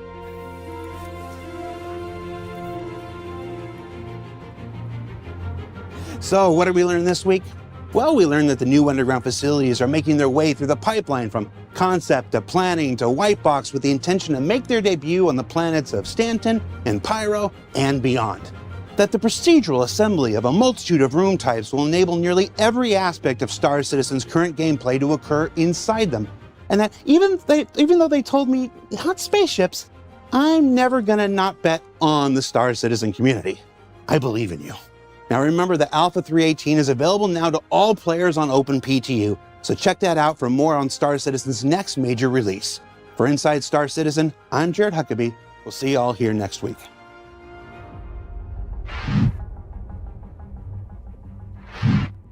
And we're back. So that is going to talk about the second half. Let's go free for all this time. So anyone got any thoughts about the second half? Yeah. You know, I love how there's a hesitation, and then 3 of y'all try to speak up at the same time. Okay, I changed my mind. Face to face. Go ahead. Okay. Sorry about that for y'all. Apologies. When I saw the second half, my mind ran wild. Because first of all, number one, this is in Pyro, which is a lawless system. So my mind started thinking, oh my God, how many firefights are we going to have in this facility? Because now that also made me think though too, you know, because he talked about you have to sneak in. So reputation obviously is going to come into a factor here. That whoever this, I'm assuming this is Shubin Mining or something like that, or some company within the game that owns this facility. Whoever your reputation is with them, if it's bad, you got to sneak in and pressure the guards to shoot you on sight. So this makes me think about you know, now you can walk around, because I don't think this is going to be an armistice zone because it's lawless. And maybe part of it may be armistice, but I don't think the whole thing. No. But I would, you know what though? I'm gonna be honest. I'm gonna take an opinion here to say I hope it's not. Because I would like to see how the way that plays out. You know. I mean, if it's totally armistice, I mean totally lawless. I'm not sure if people are going to be landing sometimes. Yeah.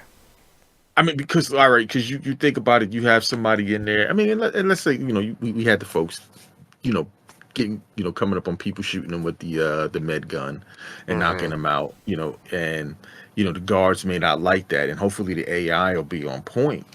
Maybe at that time, maybe the AI might be really on point, and the spawn closets they're coming out, and then hey man, it'll be a sight to see. Mm-hmm. All right, cool. Thank you. Kai, you had a thought?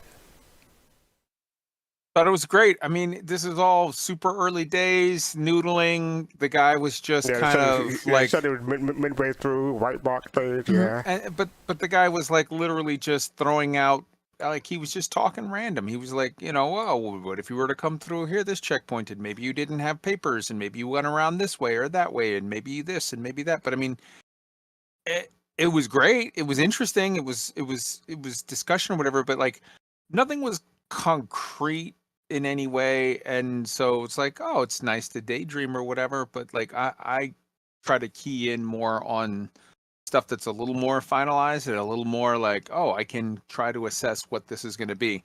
What he was talking about was like, ideas, awesome, and it's like, all right, cool.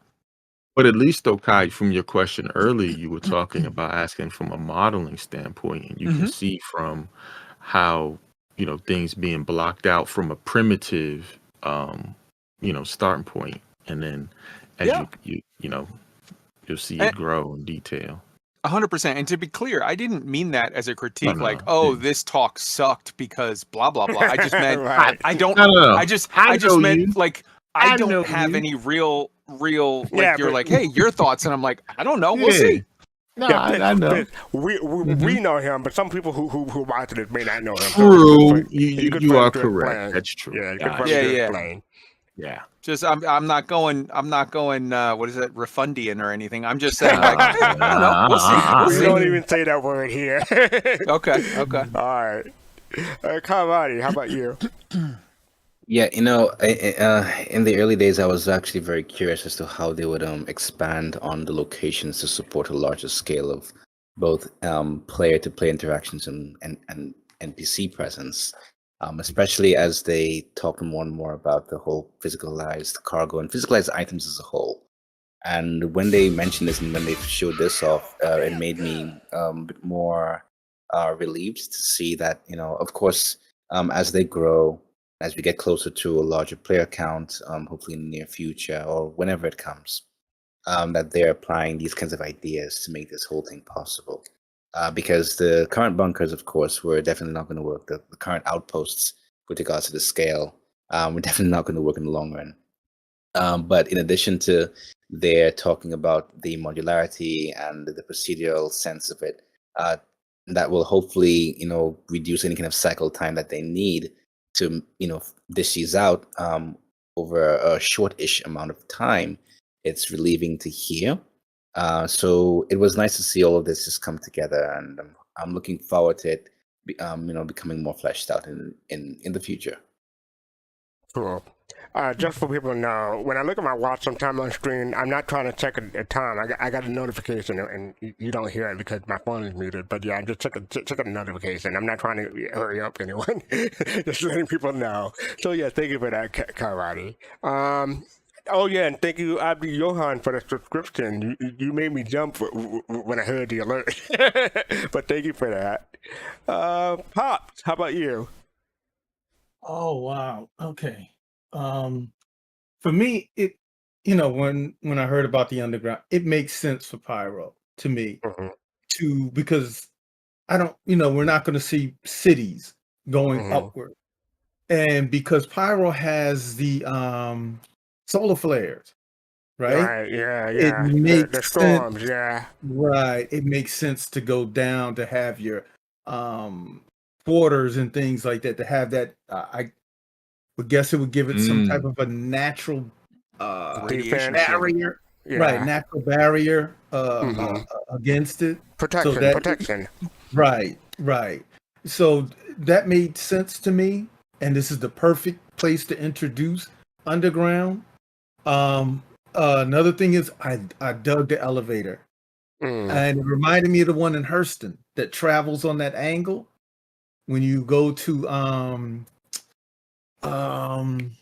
wow, what is when you get on the tram and you travel over to when you go to buy the guns. Oh, the business district? Yeah, the business district. And you see those elevators that are going up the building. Right. Like that on the angle. Yeah, it made me thought, about that. So I thought that was pretty cool. But the main thing got me excited about was the little sewer holes and the little hidden little pathways that he talked about. Going inside and climbing in there, going through the sewers, and maybe there's open caverns and things like that. Because I really want to see. I'm not really good at pronouncing this word. When you go in a cave and what is it? Stalagmites? Stalagmites and stalactites. Stalactites, right. One is up and one is down. Yeah, Right. I really want to see those in the game. I really do. So yeah, I'm really excited about seeing what type of environment they have besides the buildings, but cave environments that they come up with. Cool. Thank you. We have a new person joining us tonight. We have North End Trooper. You have any thoughts about this week's ISC? Welcome to the show. Well, thank you for having me. Yeah, actually, when this was first, it was presented in CitizenCon last year, correct? Mm-hmm. Yes. And can somebody please correct me? But a lot of it was not. It was more in concept, not much more in the white box as it is what we see today. And it got me thinking, with the tools are starting to mature, the amount of developers that are on teams, I don't think we would have had a chance to see the quickness of the progression of what we have now than what we had 3-4 years ago. So this is more of like seeing the fruition of their hard work in the last 4 years starting to pay off. And as they get these done, I could see the turnaround becoming a lot quicker. It's gonna be not a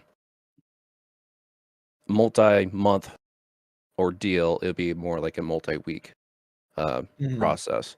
So I'm excited for that. Well, I tell you what, guys, man, looking at the huge space, all I could say is there's so much room for activities. I want laser tag. I want I want to have an opportunity where you can shut the lights off and play hide and seek. I mean, Oh so my many things are on gosh. the line. Who are you telling, man? That's what I saw when I first saw this. I was like, oh my God, the possibilities. Yeah, And- and I just want to say that when I first saw these concepts in Citizen Time, this was like back in October, so that's what, 4 months ago. And I was thinking, so that's a pretty quick turnaround. But then I realized, they might have been working. They might have been working on this for a while before CitizenCon and they showed us the concepts. So we don't actually know if they started right then or if they were working on this for a while. But either way, the progress that they have been they have had is pretty impressive. So yes, I agree. Especially that had that secondary UGF in the background. So they're just replicating them out to test them out. For more the future purpose in me, I wonder how this can be for missions like espionage. Is there a spy? Because something like an area this large can bring so much to the mission team. And what can it do for organizations? Can like an organization rent a UGF out, make money off it, or take it over, pirate, so on and so forth? Kind of like what we do with right now with Jumptown, or some people like to do with I think it's Everest Harbor. Well, keep in mind, they also talked about the new mission type of investigation missions, and a large bespoke locations would be perfect for that. Oh, 100%. Thank you for that, North End Trooper, and again, welcome to the show talk. And my thoughts were, I'm going to try to find it. I know it's in the middle, but it's like, when we first got on the elevator, this thing right here, I say, so they're adding more elevators to the game. There's going to be more ways to die, right? Because it's gonna be buggy when it first when you first get there. You're gonna be falling through and whatnot. So looking forward to that. But hopefully they'll get that fixed pretty quickly. Or maybe be optimistic and say, hey, we won't have elevator bug then. Yeah, we'll see, right? We need to. It's tradition. But I was gonna say it doesn't look like the Titan suit will fit in the last few runs. I'll fast forward to that point again. But these runs with those small doors, I don't think a Titan suit will fit in there. But maybe they'll fit into the beginning areas with wide open spaces. So back to the Titan suit. We were talking about where they can fit. You probably couldn't fit them. Well, probably unless you take those big cargo elevators down. Yeah, but we'll see. Yeah. And finally, I like what he said at the end. He talked about a sandbox within a sandbox. That's a pretty interesting concept. I don't think I've heard that before, but yeah, I don't think he's wrong about that. If it's sandbox in a sandbox.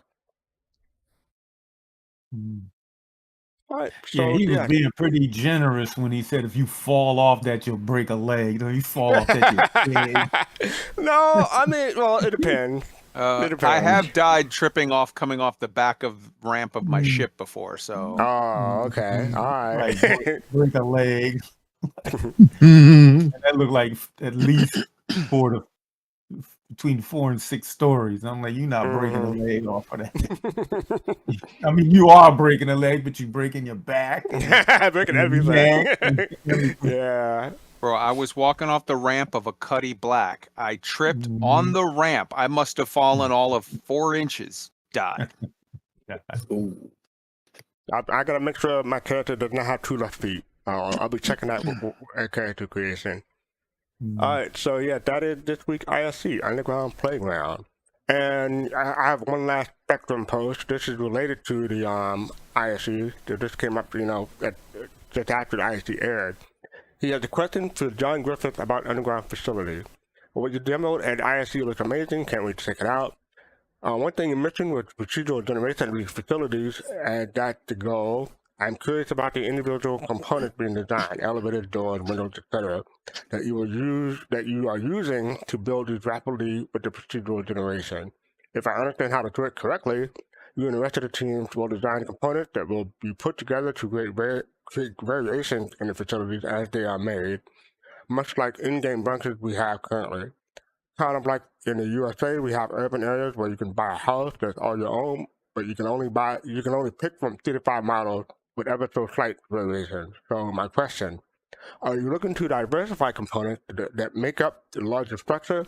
By diversify, I mean, I'm talking about making the facilities look like they belong in the planetary system that they reside in.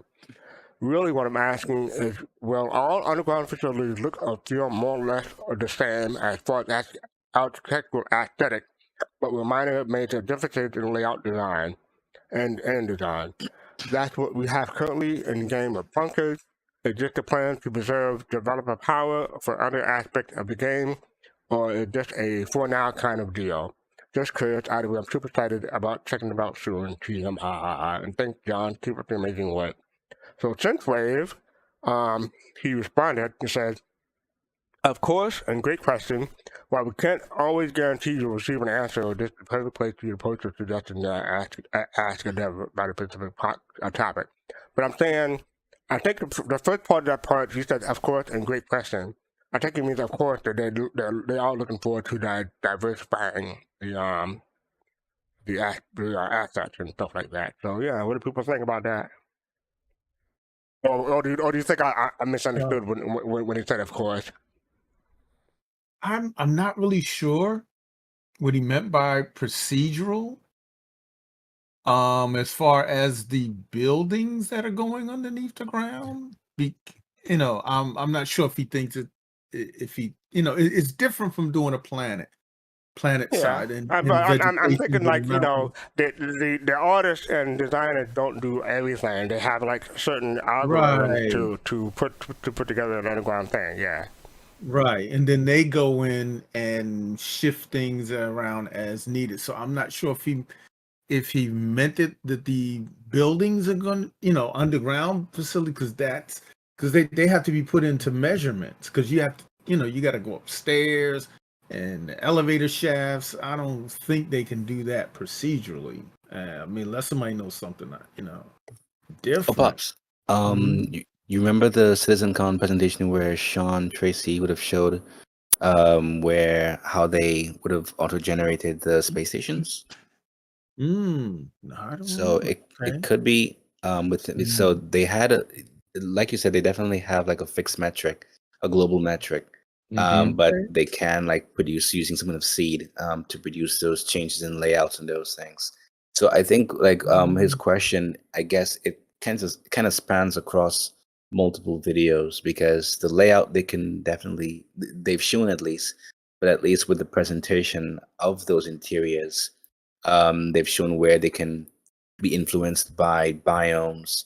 So maybe in that regard, they can have certain shaders influence the actual presentation of it in addition to the layouts. But the question that he asked definitely is, it can be answered in one video that CIG presented, but it definitely was like answered across like a lot. So hopefully he gets some good references either by multiple like different comments and those things. But it was a really cool question, and I hope that someone from CIG provides a more updated answer in one go. And as far as tools and stuff goes, I think they have like tools where you can specify certain assets going certain places. Like you talk about Rivertech on the ISC. You can't have a river that goes uphill, right? So you have to flow down a hill. So I think you can specify certain characteristics and things go in certain places. So I think in that way you can have procedural buildings and stuff like that, or layout. So I don't think I mean, I don't know how much work or how much effort it is to put in the algorithm to make sure and all that, but they do go in like later on after something is set to maybe change something by hand if it doesn't quite look right. So I think they can do it procedurally and then go over it by hand later, if that makes sense. So yeah, but that was a good question, and then that was the last bit for ISC and Spectrum. Also, procedural set dressing. Yes, exactly, Alexi. Thank you.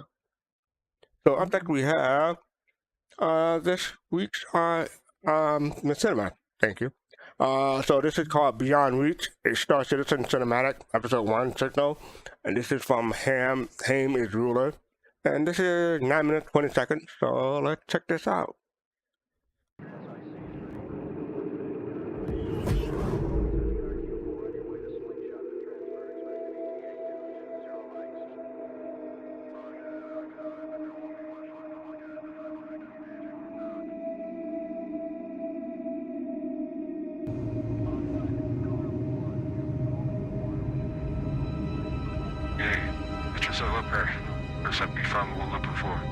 So, what are we dealing with this time?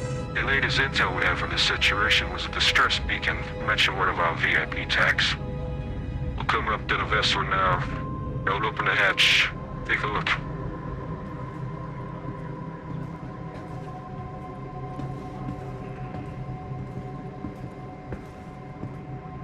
My son selling this shit in better days. What the hell happened there?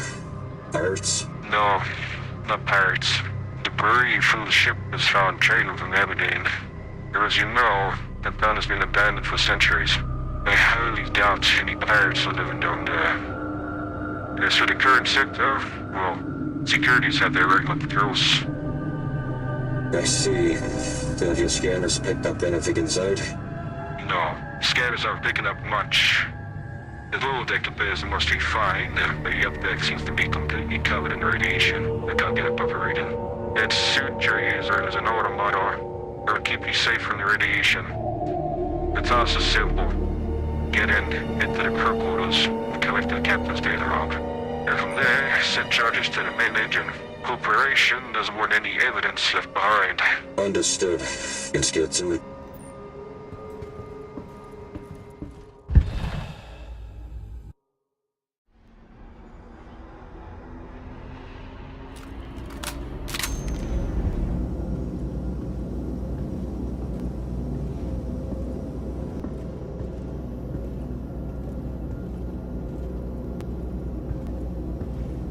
Listen up.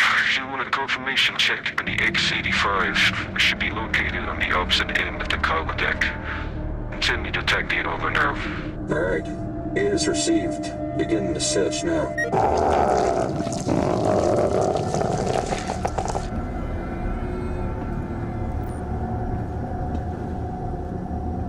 I've got eyes on the ship.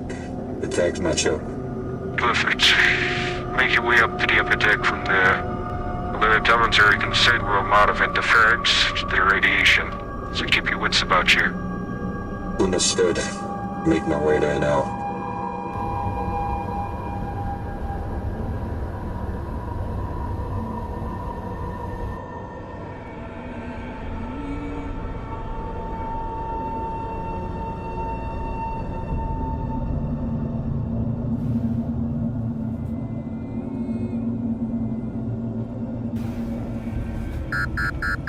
Radiation levels increased. Caution advised.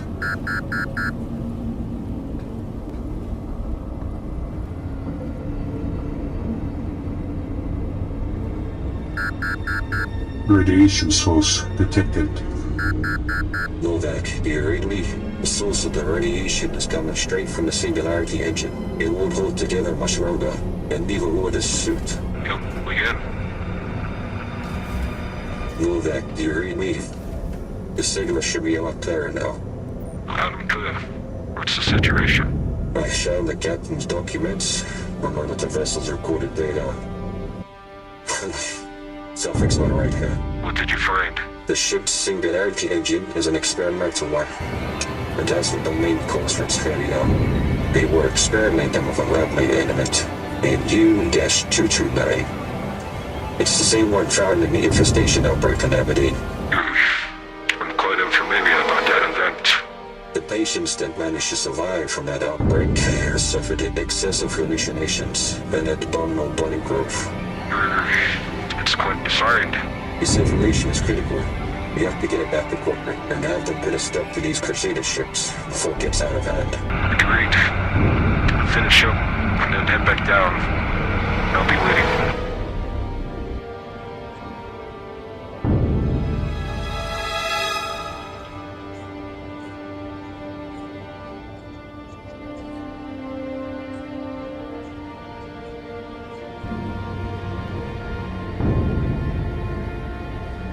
Detonation device armed. Beginning countdown. Bombs implanted. We're making our way to you now.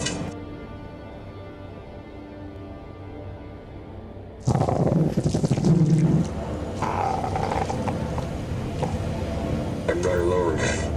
Someone else is on board with me.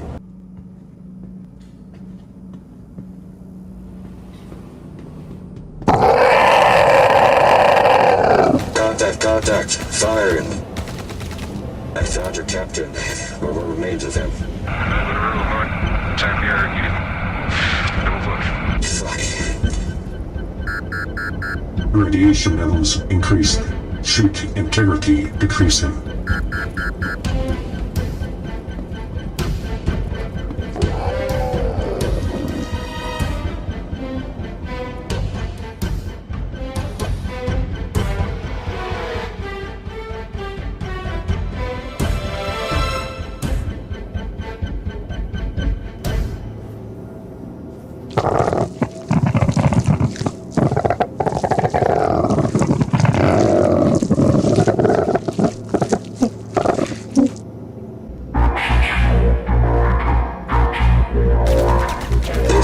Machine. I could redo an exit right about now. I'm working on it now. Just give me a moment. Radiation levels critical. Immediate action required.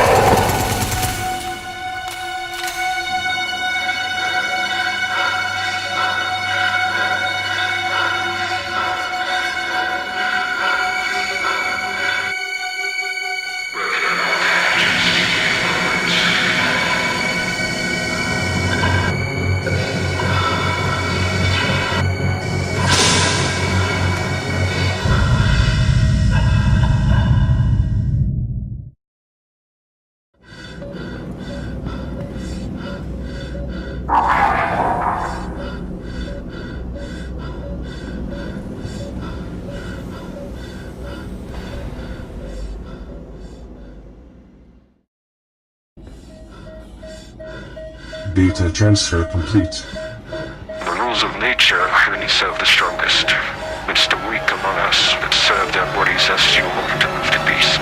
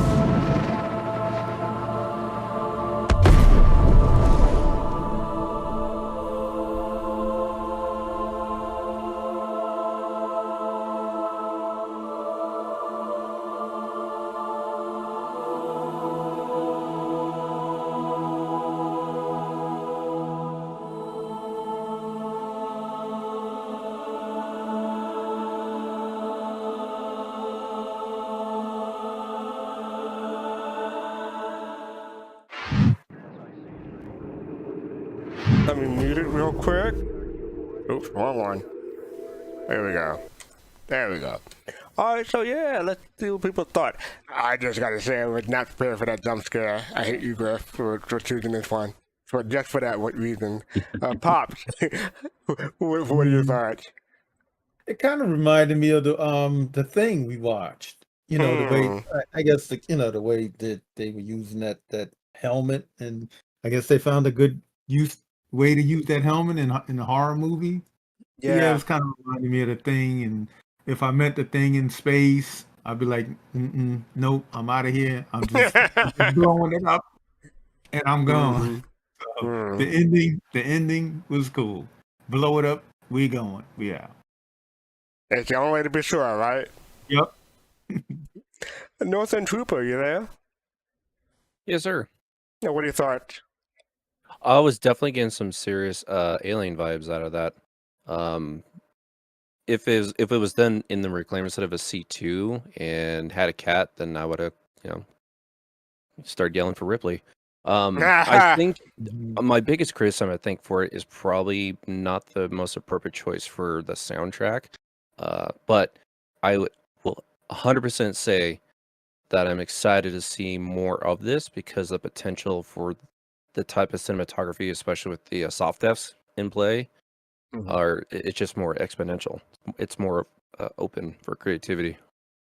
Yeah, and they said that this is episode 1, so there may be more already, or maybe making more in the future. So yeah, check out HamelsRuler. Thank you for that. Kalari, what are your thoughts? I liked the audio from the comms and the breathing. It definitely added a nice sense. I think it was well balanced. That it added a nice sense of suspense and everything to bring on that kind of suspense. Because I am a horror guy, so I don't necessarily get scared by these things, but it did add that kind of panicky vibe in some way.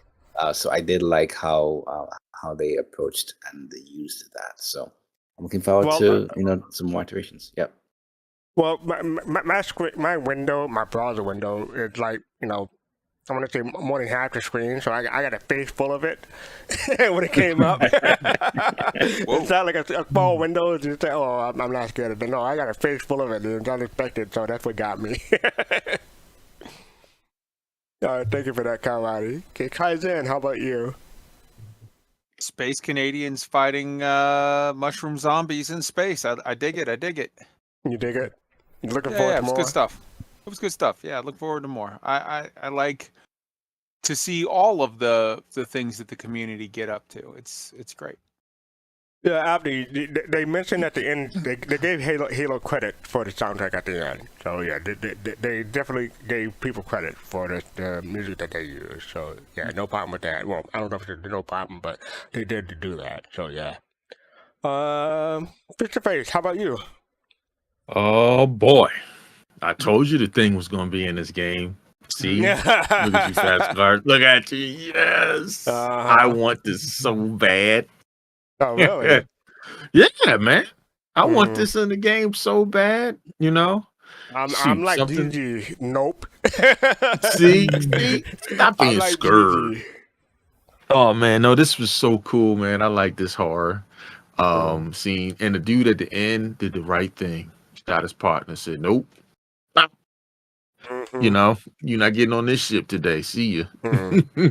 You know, so it was cool though. I enjoyed this. I really want to see stuff like this in the game. You go on a derelict ship out in space, some type of experiment going wrong,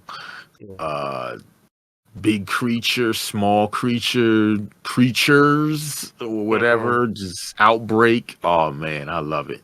I'm ready. Kai, you in the chat in the middle of the Machinima. Excuse me, sorry. They mentioned U229. That has some kind of significance to you? Those are the connectors that we use in the U.S. military, and the NSA uses them for CIA. Everybody uses them for field radios and like high-end audio and audio encryption devices. So I was like, that's weird. Yeah. I Googled it. I was like, I was trying to think like 229, like U229. I'm like, were they using some kind of uranium or whatever? But the only things that came up when you look it up is that and a German U-boat from World War II. But I don't know. Yeah, I just thought it was weird. U-boat. I was like, wait a second, what the hell? Yeah. Yeah, this part right here, I would not. Nope. No, thank you. I'll pass. That was as soon as I heard that great growl, angle. I'm like, as soon as I heard that growl, I was like, oh no, I'm out. That was a great use of that helmet. Yeah. But On top of that, with the soundbite on it, the helmet made sense with that angle, but the way they incorporated kind of like that zombie vibe to it was perfect. Yeah, I agree. But I do have a couple of nitpicks on this thing. I'm glad I had closed captioning on for this one, because the modulation for the voices, especially the Morvac, I would not have been able to understand them without closed captions. So thankfully that they included them or had them added by YouTube. So yeah, I'm glad I had it. But that growl, I'm like, nope, I would have been gone. And when he said that near the end or in the middle, you guys said, I'm not alone. I'm like, no kidding, Sherlock. Yeah, you're not alone. And that jump scare, yeah, I did not need that in my life. But that at the end, when he blew up the I'll fast forward, but the thing at the end when they blew up the ship, I thought that was kind of weird. I don't know if it was slow because the way he recorded it, or if they intentionally made it slow for more of an impact. But it seemed kind of off to me. Did anyone see that? Or is it just me? Am I being too nitpicky? It did seem a little, yeah, it did seem a little slow, but what I remember when like blew up all the ships or not. Oh yeah, but Abby, this is like right here. Let me rewind a bit. But yeah, right here it says Halo 3, and he probably used mostly Halo stuff. So they did give him credit for that. Yeah, so those are my nitpicks. Other than that, it's pretty cool. I'm not looking forward to more if more horror like this. You hear that, Griffin? No, maybe I can do one more, another one like this. So, okay, cool. All right, so I think that's the end of the show. We're a little bit over, but I'm just going to wrap up. Go to this Saturday. We're having podcast Saturday. Have show voices at 3, Captain Table 6, and Relay Station at 9 p.m. Convert all that into your local time. Oh yeah, before I forget, On the 12th of March, daylight saving time began. I know it's over a week, but I made a note for myself this week so I don't forget next week. But yes, we're heading into daylight saving, so times will change in the middle of March. So be aware of that. Then on Sunday, we're having a big old show. We're having our 3rd anniversary show. 8 p.m. Eastern, 2 a.m. UTC. You see all those lovely faces on the screen. Hopefully, we can get a whole bunch of them on the show that day. To probably have a few highlights, talk about past year and years, and continue on to the hopefully the 4th anniversary. So looking forward to seeing folks. yeah. So yeah, that is Sunday 8 p.m. Eastern, 2 a.m. UTC. Yes, if you want to become a soul bro, soul sis, or soul mate, soul citizen, membership has privilege. Click the join button down below on YouTube. Make sure you hit like, subscribe, follow, and hit the alert icon. So those always helps us. I want to thank everybody for joining me tonight. Face to Face, Kaizen, Kawadi, Northern Troopers. Welcome again. Hope to see you next week. And Pop Face, hope to see everyone here again next week. And Griffin, thank you for hosting the links for me. Appreciate it. And I think that's it. Oh yeah, make sure you buy our merchandise. Click the link down below to help us out and support us, and join our Patreon to help support us too. We're Soul Citizens with the S on end on social media everywhere. And I think that's it. We are going to be rating Dark Hour 717. Make sure you send them our love and tell them you came from Soul Citizen. So with that, peace, love, and soul.